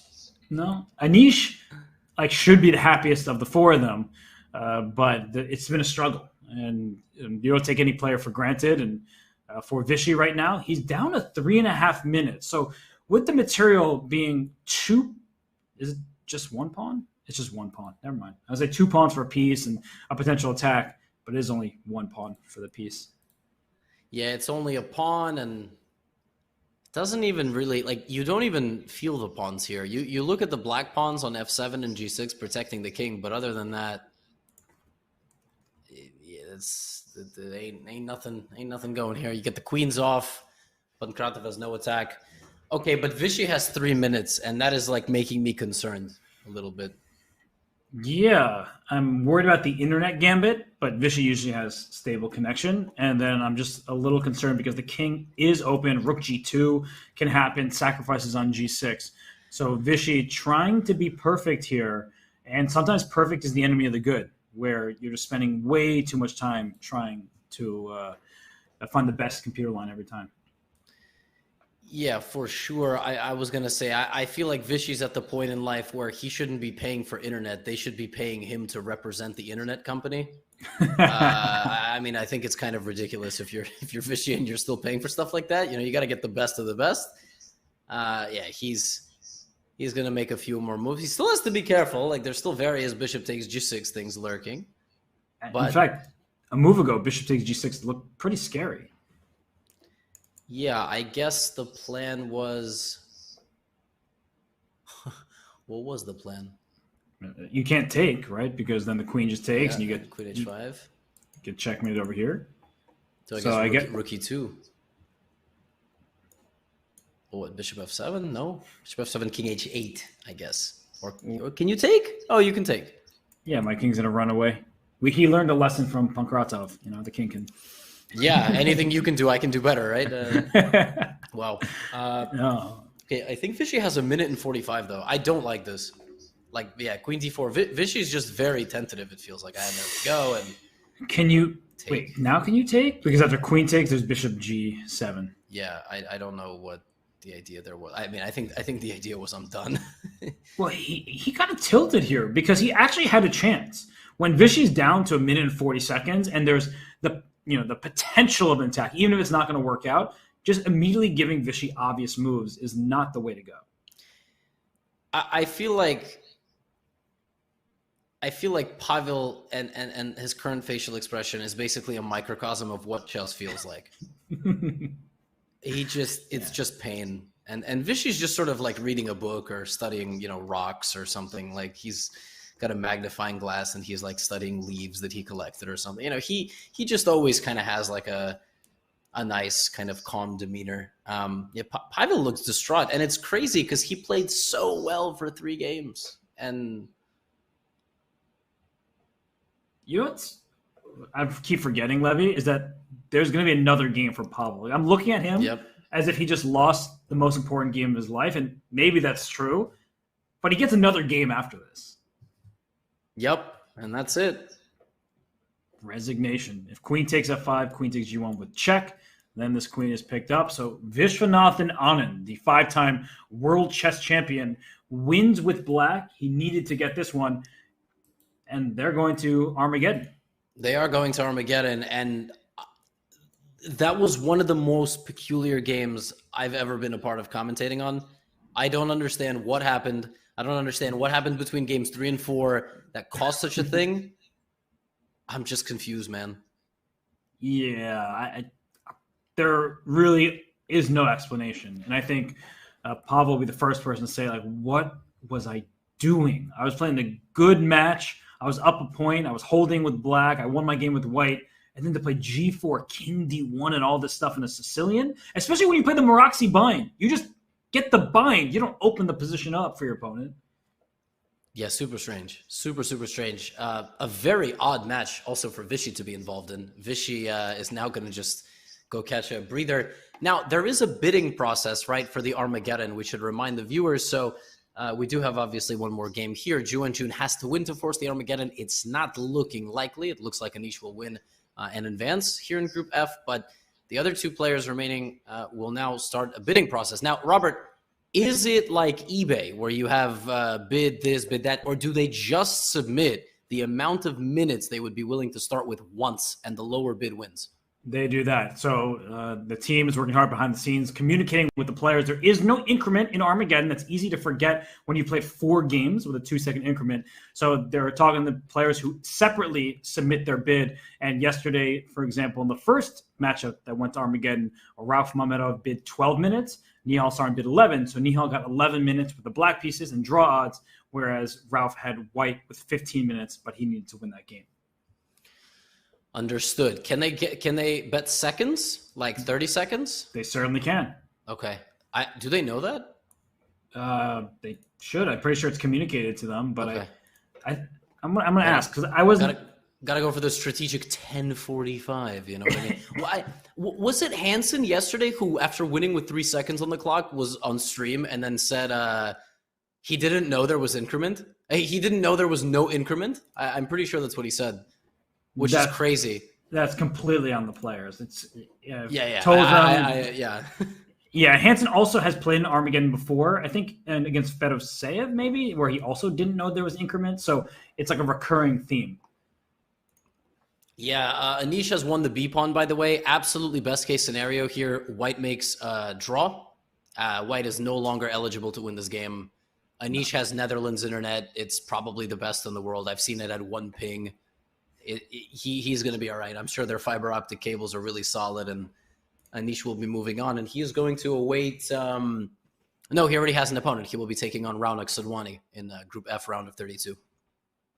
Right. So I mean, he's still concentrated because he knows that if he doesn't look all across the board, there's a rook g3, checkmate in 1. He's not going to get checkmated. There might just be f5 after rook g3 because the rook on c4 is loose, things of that nature. But he could put a simple g6. I don't think he needs to take any risk whatsoever. You can't mate with just this rook and queen over on the king side. It's not enough material. Yeah, it's not enough material. And by the way, if Giri makes it through to Toronto, that would be legendary because he will most likely have to go through Raunak and Nodirbek. I mean, I'm assuming, Nodirbek gets through Vichy. That's what you predicted. But I decided to kind of be a devil's advocate, and I said that experience was going to prevail over youth in that matchup. But I'm really not 100% certain. I feel like if it was over the board, I think Vichy definitely has some sort of edge. But online, it really seems like the young guys are just extremely sharp. They certainly are. And by the way, I did F5, yeah. F5 I did. here. Yeah, 5 looks very good. The queen can then slide over to the king side to help out. I did ask the team, and they quickly gave me the answer for the bids yesterday. And 2 players bid 11 minutes and 59 seconds.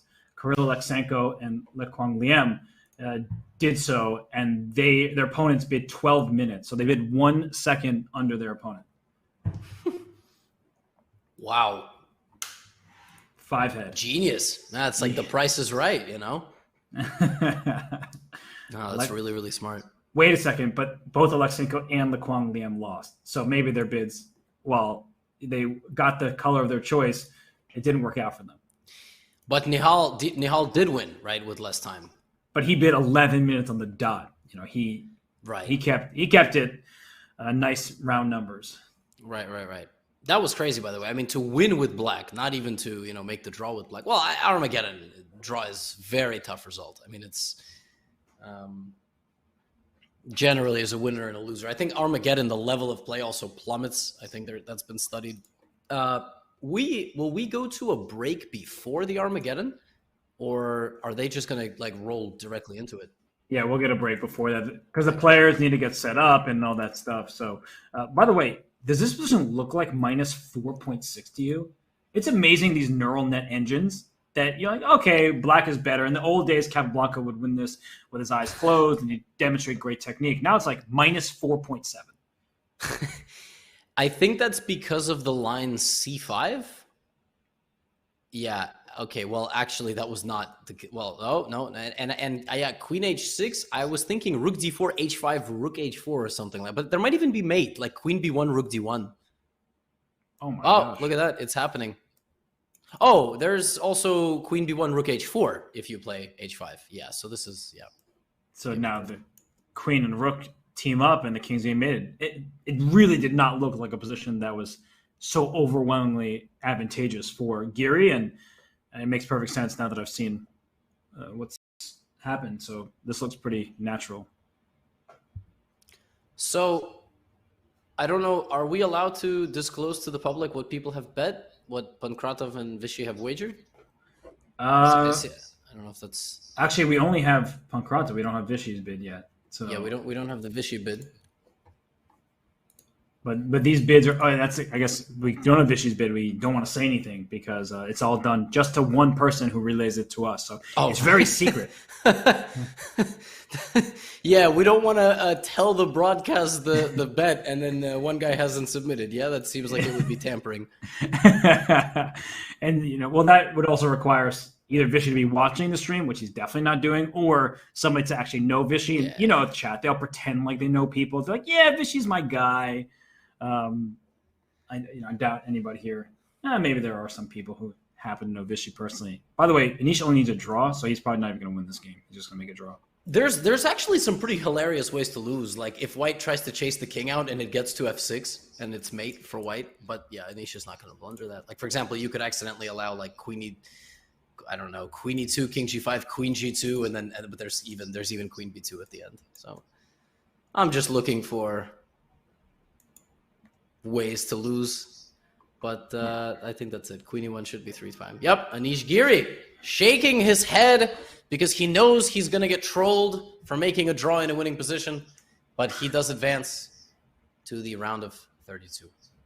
You know, all jokes aside, he does seem very stressed, right? Like I think that he cares a ton about this event. There's a huge monetary prize at stake. First place is $200,000, and he knows that if he plays his best, he can make the top 8 and go to the live finals in Toronto and have a shot at a huge payday and just a global championship title. So I feel like he's feeling the weight of this event where he knows, and I told everybody, you know, he and I spoke, and he said that he didn't even look at his bracket. So he may now know that he's going to play Raunak next, but he did not know when we spoke. In fact, he got mad at me for even talking about the bracket when we were messaging. So wow, I didn't know that Anish could get mad. I had absolutely no idea. It was mad in like a very gentle way, you know, like okay. a joking way. I understand. Well, congratulations to Anish Giri. He is our 4th qualifier into the round of 32 today. And he has now secured an extra $5,000 for 17th to 32nd place. There it is up, was up on your screen. Now you got 2 big bozos here on camera mode on your screen. We're going to take a very short break, and we are going to return for our final chess game of this broadcast. Obviously, the CGC is extremely long. We have a lot of different matchups, a lot of commentary teams. And we will return, and when we do return, we will know who's playing white, who's playing black in the Armageddon matchup between Vishy Anand and Pavel Pankrata to determine who is the final qualifier to the round of 32 in Group F. We'll be right back.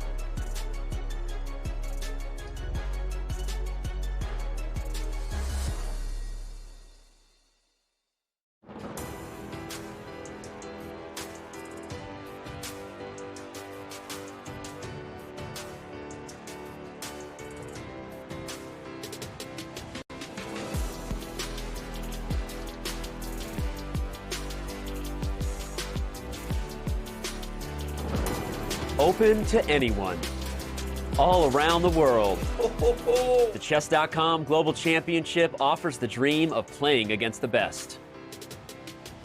And hey, have we mentioned there's also $1 million at stake? The total pot is $1 million. No, that is not a typo. The prizes are unbelievably generous. We began with thousands of players.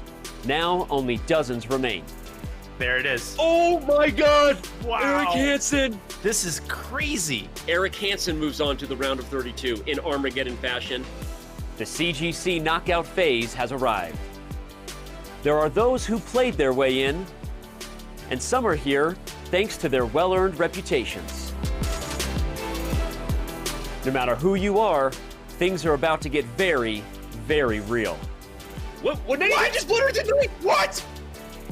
A trip to the CGC finals and a clean shot at the largest first place prize of the year. My friends, it's the CGC round of 64. Who will take the next step to Toronto?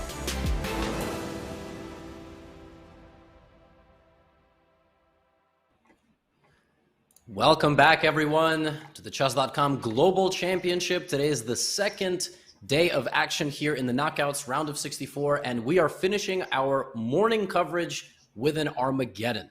So this is a very interesting type of format. Some of you may have heard of this before. In Armageddon, the person who has less time plays black, but has draw odds. So if the game ends in a draw, they actually win the game. Now, generally, that's either 5 minutes to white, 4 minutes to black, or something along those lines.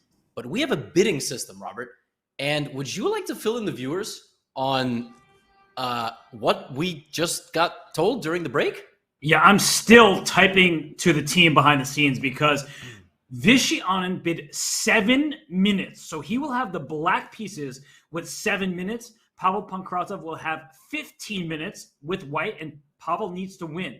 So I was confirming a few things. That Vishy knew that there was no increment, that he knew that the base time was 15 minutes. The team actually asked him those specific questions. 7 minutes black versus 15 white. Vishy said correct, repeated it vocally as well. So I'm shocked, but Vishy must have that much confidence in his ability to draw with black and his bullet skills. Yeah, that's completely nuts. We were both shocked at this bet. Bet, I suppose, offer, bid. The lowest bid thus far has been 11 minutes, right? And we've only had a few. I mean, the CGC knockouts have just begun. Vishy just made the lowest bet 7. He is going to have less than half of the time.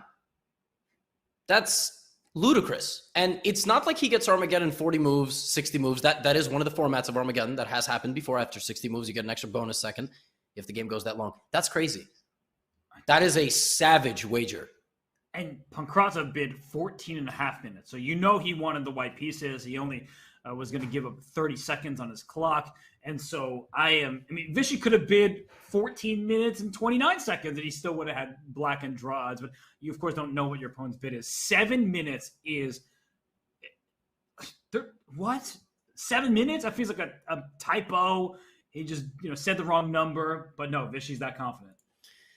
Yeah, and we were sort of concerned players would think that maybe it's a 10-minute Armageddon, and therefore they would maybe bet 9 minutes or 7 minutes or something. But no, they are well aware it is 15 minutes. Well aware. It is a full-on rapid game, and this is basically like if Vishy was playing in the World Rapid Championship and literally showed up 7 minutes late, 8 minutes late. So we're about to get going. We're about to have the game in a minute or two, or right now, actually. I'm still in disbelief. 7 minutes, the bid for Vishy. Pavel, he must be really, really happy to get this time advantage. But what's he going to do, right? We just saw him play with the white pieces, and he went berserk, right? There's no other way of framing it. The guy played one of the worst games of his life, perhaps. Yeah, chess is a world where we really don't say things like so harshly about players in our commentary. Like in basketball, they're like, yeah, he had a horrible game. That was just not good. But he's about to start a game with 8 more minutes than his opponent. All right, Vishy's going E4, E5, old school. He's like, I can equalize with black, no problem. And we just saw Anish do that. We just saw Anish literally do exactly that versus Jo and Jun. Robert, how you feeling about like an Evans gambit? I know it's not on the board, but guys got 7 minutes, no increment. You might as well just play some crazy gambit lines. But no, we're seeing okay, that's a forcing line. D5. Yep. Now we're gonna get. What's the problem, Levy? Wait, Robert. What is Bishop E2? Isn't it Bishop B5? Some sort of sideline? Yeah, Bishop E2 is like become also a trendy variation as well. Like, okay, it's in the engine age where you don't get any advantage with white. You try all these little things, but the problem with playing Vichy is that not only has he been around for like decades at the highest level, he's still at the highest level. Right? Yep. We saw him go back over the board. Everyone's like, "Oh, he's not playing anymore. He's retired." He goes on and beats Maxime and all these other top guys. So he's still working on his chess. Good luck finding an opening advantage. But I think the best thing, and maybe you'll disagree, but maybe you will back me up here, is that I think Pavel needs to keep pieces on the board. You can't trade. You can't make Vichy's decisions easy. And F6 is coming soon. So I feel like Vichy's next few moves, these little plans, are actually kind of obvious. Yes, exactly. Knight A4 is not really a move that intends to keep many pieces on the board, but it's definitely looking for at least one exchange. But you're right. Here comes F6, and this is going to get very forcing very quickly. And I think the pressure is actually on Pavel because he has 8 more minutes than his opponent. 8! He has more than 50% of the start time. The problem is Vichy is coming from an elite class of players. Pavel is an absolutely incredible player as well. But like we saw in the Anish game, if they want to equalize with black, they will do it. It's like breathing for them. It's that simple. But the problem is Vichy has 6 minutes with no bonus time at all. So we might see a dirty flag. That is actually a legitimate option here for Pavel.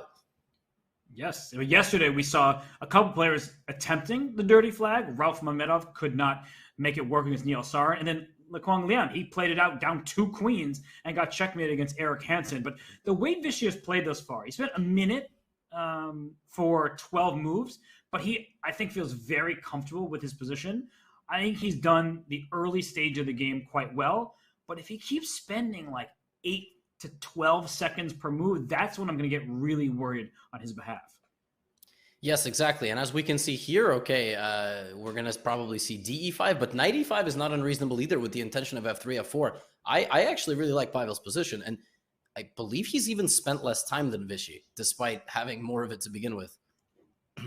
Great choice, though, by Vichy to retreat the knight. He did not want to allow this pawn to e5 because if we split the board in half, white already has an extra pawn on the king side, and that's where the kings are. So if you give white a second pawn there and then allow the f pawn to roam, that would have been very problematic for the black king. So I really love knight to d6. The knight can come to f5 or maybe even c4 at some point. So Vichy, obviously world class, but a great decision there. Yeah, to me, the move f2 to f4 looks awesome, but of course it comes with the drawback of giving up some light squares, but who knows, maybe then king h1 and g4 f5 by white is an idea. I can get behind that for sure. Like, just start throwing pawns at the board, maybe just scare your opponent. And Pavel was playing more quickly than Vichy. Now he's slowed down because the last thing he can afford is a series of trades that make the position clearly equal. It's not about the evaluation bar. That's not what Pavel really cares about. It's the complexity of the position. Yes, exactly. Let's not forget, $5,000 is on the line, as well as a potential next step qualification, right? So, yes, in some cases, you can argue that flagging someone in a drawn rook endgame is not great. On the other hand, when it's such high stakes, it just becomes part of the game. Unfortunately, there's no other way to slice it. Like we have to find a way to break ties. Between players of this caliber, a draw is by far the most likely result in a game. Draws will not take us to any next stage. He does play f4, which is both concerning and rewarding for me, because it's very concerning he played the move I suggested. But maybe he liked it. But now Vichy's going to put the bishop on e4, right? And it's going to be a little tough here to make progress. I mean, just great control of the light squares for Vichy. And he made that last move in about 11, 12 seconds. So he's keeping a good pace. It's good enough for now. I'm still so nervous when you're down this much time. But I feel like there's much more clarity, right? We know what we're going for. White's going for some improvements on the king side. Black is now taking control of squares that white has just handed over to him. So I still feel like from a strategic standpoint, Vichy knows what's going on, but 5.5 minutes, not that much time. No, not that much time, but it's no longer a 2x time advantage. I mean, it's right there on the verge, right? And Pavel has spent 4 minutes now, roughly, about 3.5 minutes, and Vichy has spent 1.5 minutes. So at this pace, they're both going to get down to maybe 2 minutes at the same time. Having said that, yeah, Pavel's, he's playing the games 1 through 3 Pavel right now. He is not playing like game 4 Pavel. There was game 6 Jordan, there's game 4 Pavel, and right now I like how he's playing. But Vichy is about to potentially flip everything here with various defensive moves. I like Queen E8 here, by the way. But I liked Queen E8 just kind of stabilizing. I'm totally with you there. Queen E8 looked pretty good. Knight to E7 rather than knight to A5. Is this pawn going to be captured? No. He wants opposite colored bishops, Levy. Oh my goodness. Oh, he's so clever. Down a pawn, but light scored bishop, dark scored bishop, C6, Queen D5, just make a draw. That's such a good decision, because I was wondering, how am I going to avoid losing a pawn? He does not have the pawn.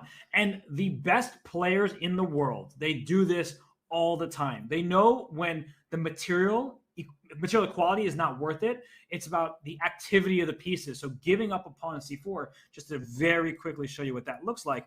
At the end of this, C6, Queen E5, as Levy pointed out, we have a great bishop on E4. Your extra pawn is not going anywhere, either in D4 and F4. So yeah, this is looking like great chances to hold for Vichy. Plus, as we keep saying, Levy, it becomes clearer and clearer what Black needs to accomplish.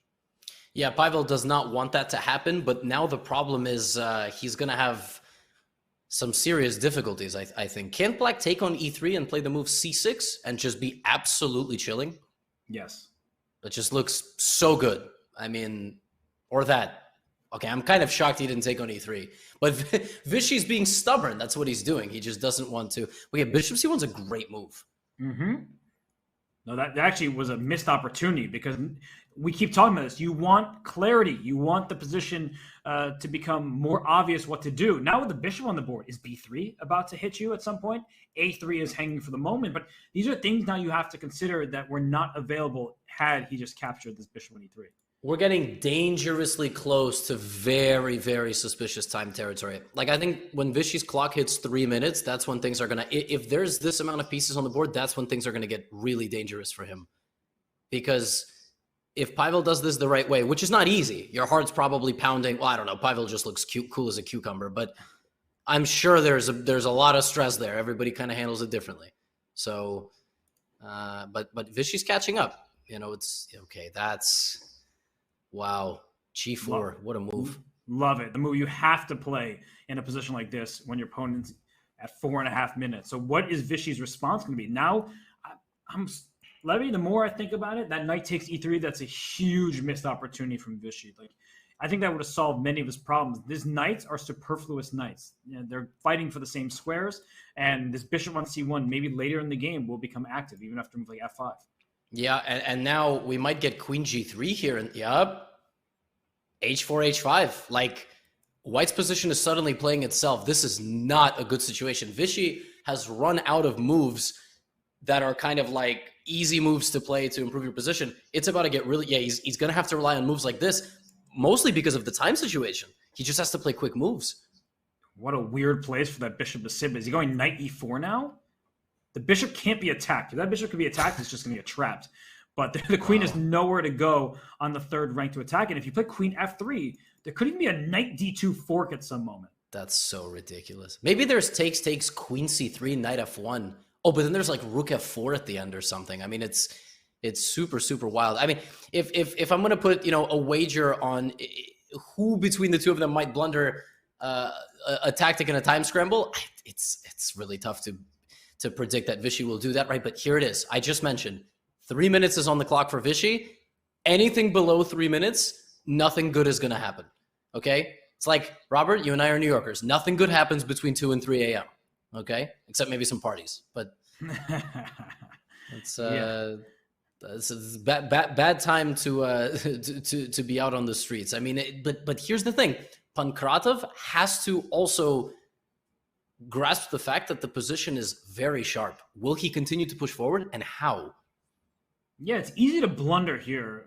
Easier to blunder for white than it is for black, I think, because you go for this mindset. I need to win the game. You make a move like f5, then you drop this pawn on e5. Can't do that. You do something on the queen side. Not much going on there. So I feel like these individual decisions are harder for white to make, and queen g2, totally reasonable move. I'm like ignoring the evaluation for the time being. As long as it doesn't really dip, it's kind of all the same. Absolutely agreed with you. Yeah, wow. What a crazy bit if this pays off. It's actually kind of insane that he put the bishop on c2 and it just can't be removed. He was bishop b3. Does he want knight d6, bishop c4 at some point, something like that?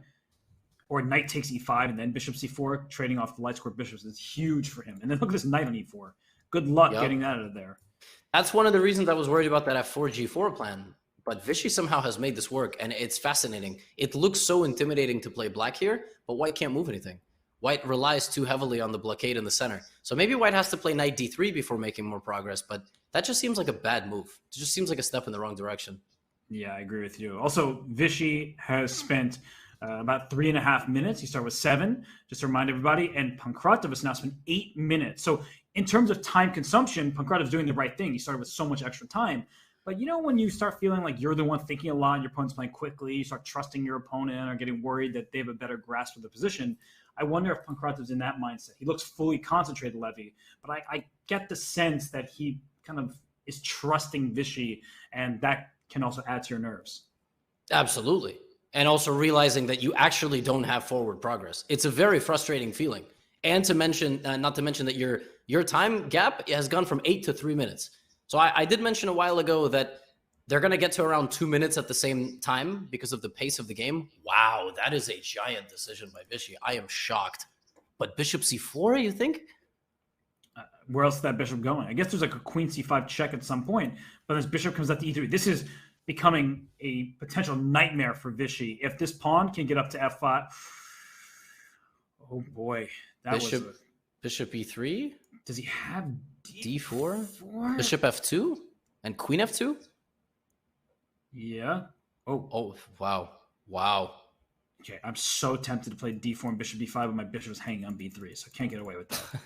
That's very easy to blunder, by the way. Yeah, he goes bishop c4. Wow, bishop d1. My God, bishop d1 is an excellent move. Your opponent has 250 on the clock. You got to go bishop d1. Is there bishop f1 here? Something like that, because the bishop on c1 is loose. I guess he just solves in a different way. He clears the diagonal.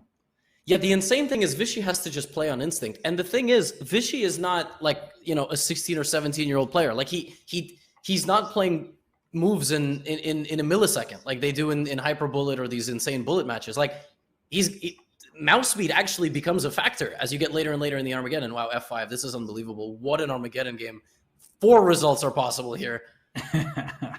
Vishy really did not have to bid 7 minutes. That's going to be the talk no matter the result of this game. Yep. Most people don't bid below 11. So to bid 7 minutes just felt maybe unnecessary. However, he is handling himself quite nicely, but these pawns are moving. That's bad news for the Black King. Yeah, there's footage of Vishy on YouTube thinking for like a minute on the 4th move of a blitz game and still winning. I don't know why he does this to himself, but like I said, 3 minutes was that cutoff point. Nothing is good is going to happen beyond that. And the worst part for him is the position is getting ultra sharp, and we are going to see crazy evaluation swings. Yes, we will, because f6, very natural move to try to pry open the king side. That might be a mistake. He goes g5 here, and there the eval goes down a little bit. b4, Vishy's he's playing on instinct. He has to. Yep. He is not that afraid, but g6. Oh my gosh. Oh, that is a crazy looking move. All of the pawns. Looks horrible to deal with. What's Vishy going to do? Oh, no, he's going to lose this game. I mean, there's just no way to survive with the king here. f6? Yeah. Rook a7. There might even be bishop e3 at some point. Yeah, there might be bishop a3. Bishop takes a3. Oh, that's nasty. Distracting the rook from the 7th rank where it's defending the... Yeah, that looks like desperation mode. Yeah. Oh, man. It's just f7. Yep, f7. Isn't this mate? Looks like it. How do you stop checkmate? I don't... Yeah, and I think Vishy knows it. Vishy knows it. And Pankratov looking like he is in tip-top shape here to deliver a final blow in a couple of moves, and he will be the last person in Group F to make it to the round of 32. What a battle. And what a stare Pankratov has. I mean, that guy's scaring me. I'm not even his opponent. Yeah, I mean, just a very strange turn of events these last few games. Yeah, Vishy doesn't... I feel like Vishy, once again, doesn't exactly know where the resign button is. I mean, he looks like he's looking around. Yeah, he's going to resign. And you can just tell by, he's trying to find it. He's not used to it. He doesn't resign very often. Yeah, I mean, you can sort of see his hand is kind of hovering, and Pankratov does a little head nod. What an attack by Pankratov. Honestly, an excellent game here. Wonderfully played.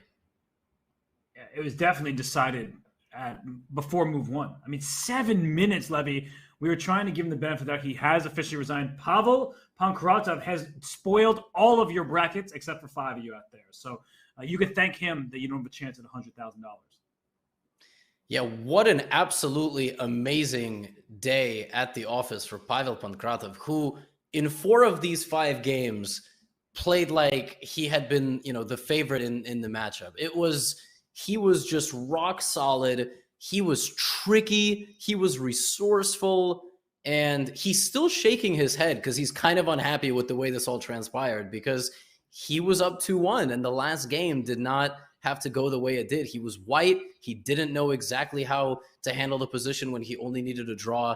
And he comes back in the Armageddon because of a crazy wager by Vishy Anand. 7 minutes in the Armageddon. It's really unthinkable to bid that low an amount of time. And for Pankratov, he's doing the chess player thing. We all know it. When you play a game that you're just like, what was I thinking? That supersedes all of your great moves. He just beat Vishy Anand, right? You would think that he's going to be euphoric. He's going to go running on the street, celebrating, taking himself out to a nice dinner. And meanwhile, he's like, oh, I'm such a bad player. How could I play like that? But in reality, he played a fantastic match. He dug deep. Levy, even from game 1 in that French, he sacrificed a piece for a couple pawns. It was better for Vishy, but not very clear. So Pankratov is sort of the person of the day, but we can't forget that there were 4 other matches, and some of them were quite lopsided. Yes, a lot of matches today were decided in just 3 games. Maxim Vachier-Lagrave took down Eduardo Iturrizaga. Normally, we have all of the matchups in a group at the same time, but sometimes for scheduling issues, we have to bump things around. Nodirbek Abdusaturov took care of business against Boris Gelfand quite convincingly in a variety of different ways. One was he was a bit assisted with internet connection, but in round 1, he was extremely convincing with the white pieces. And Raunak Sudwani might have had the most convincing 3 games of the day. I mean, it was from start to finish. It seemed like he was in control of that match. Let's take a look at the bracket in Group F, as we have every matchup finished there. This is not what my bracket looked like. I mean, I anticipated Nodirbek would be going up against Vishwanathan Anand, and it's not a knock on Pavel Pankratov. That is a massive win for him. He picks up a qualification to the round of 32, $5,000 extra as well. On the other side of the bracket, you've got Raunak Sudwani, whose opponents seem like they're going to get their age cut in half every single matchup if he keeps winning. So you got, Topalov, Giri, and then you have potentially Nodirbek. That's a super exciting one. I don't know what's going to happen. I did predict that was going to be the match, Robert. What do you think? Are we allowed to make predictions? Of course, we filled out brackets. So, we already made our predictions, and those brackets are public. So I think on the top of that bracket with Anish against Raunak, the way Raunak played was very impressive, but I think Topalov's style played into Raunak's hands somewhat, because Topalov, he loves fascinating attacking chess, and Raunak was able to punish him in game 2 when it was a positional battle, and then all of a sudden Topalov lashed out with c5. That was a mistake, and great awareness by Raunak. But I think Anish, how do you beat that guy? We were talking about Ju Wenjun trying to beat him in game 4. In general, the guy is so solid, and he plays a lot of bullet chess. So he's got great mouse skills. So I'm just thinking that Anish has to be the favorite, but Raunak has good chances. And the other side of things, Nodirbek, maybe he's the happiest person that Vishy lost. With all due respect to Pavel Pankratov. I mean, the guy played an excellent series of games against Vichy, but I think if you're Nordjebek, you're kind of expecting to play Vichy and worried that you're about to play this former world champion and all his preparation. Pankratov was impressive, but he also showed that he's very human, especially in game 4 there, where that's maybe inexcusable or unexplainable, inexplicable, whatever word fills in the blank there. That was maybe the most surprising part of this entire day, was that game 4. But when all is said and done, Pankratov, I mean, he deserves a world of credit to make it to the round of 32, winning minimum 10K and beating the legendary Vichy Anand. Yeah, just incredible. I have to say, it was, we keep sort of preemptively apologizing to him a little bit because we're all in shock. It was an amazing day for him. Now he has to take on the world rapid champion. If you have to make a top 5 potentially to win this entire thing, Nordjebek might be in your top 3. Okay, so it's going to be a very tough matchup for him against Nordjebek. And the only thing I really think that could potentially be a problem for Nordjebek is overconfidence. That's really just it. Like, he had a rough game at the Olympiad versus Hare Krishna. If Pankratov shows up with really solid preparation, I think he's going to be in good shape. I do agree with what you said about Anish Giri. And these are the 3 matchups that will be in our coverage in about an hour and a half, right? We do come back for CGC a little bit later with 2 different hosts. We have Group A, and then we have the entirety of Group D. So Group A is David Navarra versus Mickey Adams. We have Dmitry Andreikin versus Aram Hakobyan. And we have Vladimir Fedoseev versus Gara Kamsky. Perhaps the most interesting matchup is Fedoseev-Kamsky, but the most intriguing one is the fact that Hakobyan doesn't even have a photo. It's like Mortal Kombat, he's just faceless killer. Well, I was going to say actually about the other match there, Navarra and Mickey Adams, the single nicest matchup you could possibly make in the world of chess. Like, these 2 people are exceptionally kind and fantastic players. So they're not kind to their opponents over the board, but seriously, I mean, really some of the best human beings on the planet. So that's a really exciting matchup. Those players show so much respect to their opposition. It will be a fun one for sure. And I just got to say, Levy, it's been an absolute blast. What we saw today was just great chess, some mistakes for sure, but ultimately I think Pavel Pankratov, he is the kind of hero of the moment. All of India is mad at him, but when they get over it, they'll realize that this was a once-in-a-lifetime accomplishment of a player who's been great his entire career, maybe lesser known, but the fact that he was able to take down one of the best players of all time in not just a single game, which happens, of course, when you're a GM, but in a series of 4 games where he lost the 4th and came back in Armageddon. I know we were maybe sounding a bit harsh on Pankratov, but he really just deserves just a huge round of applause from everybody, because that's a marvelous, marvelous achievement. Yeah, I concur. Absolutely. I agree just wholeheartedly with everything you said. We also were a bit nervous that going into that Armageddon, he would be on tilt.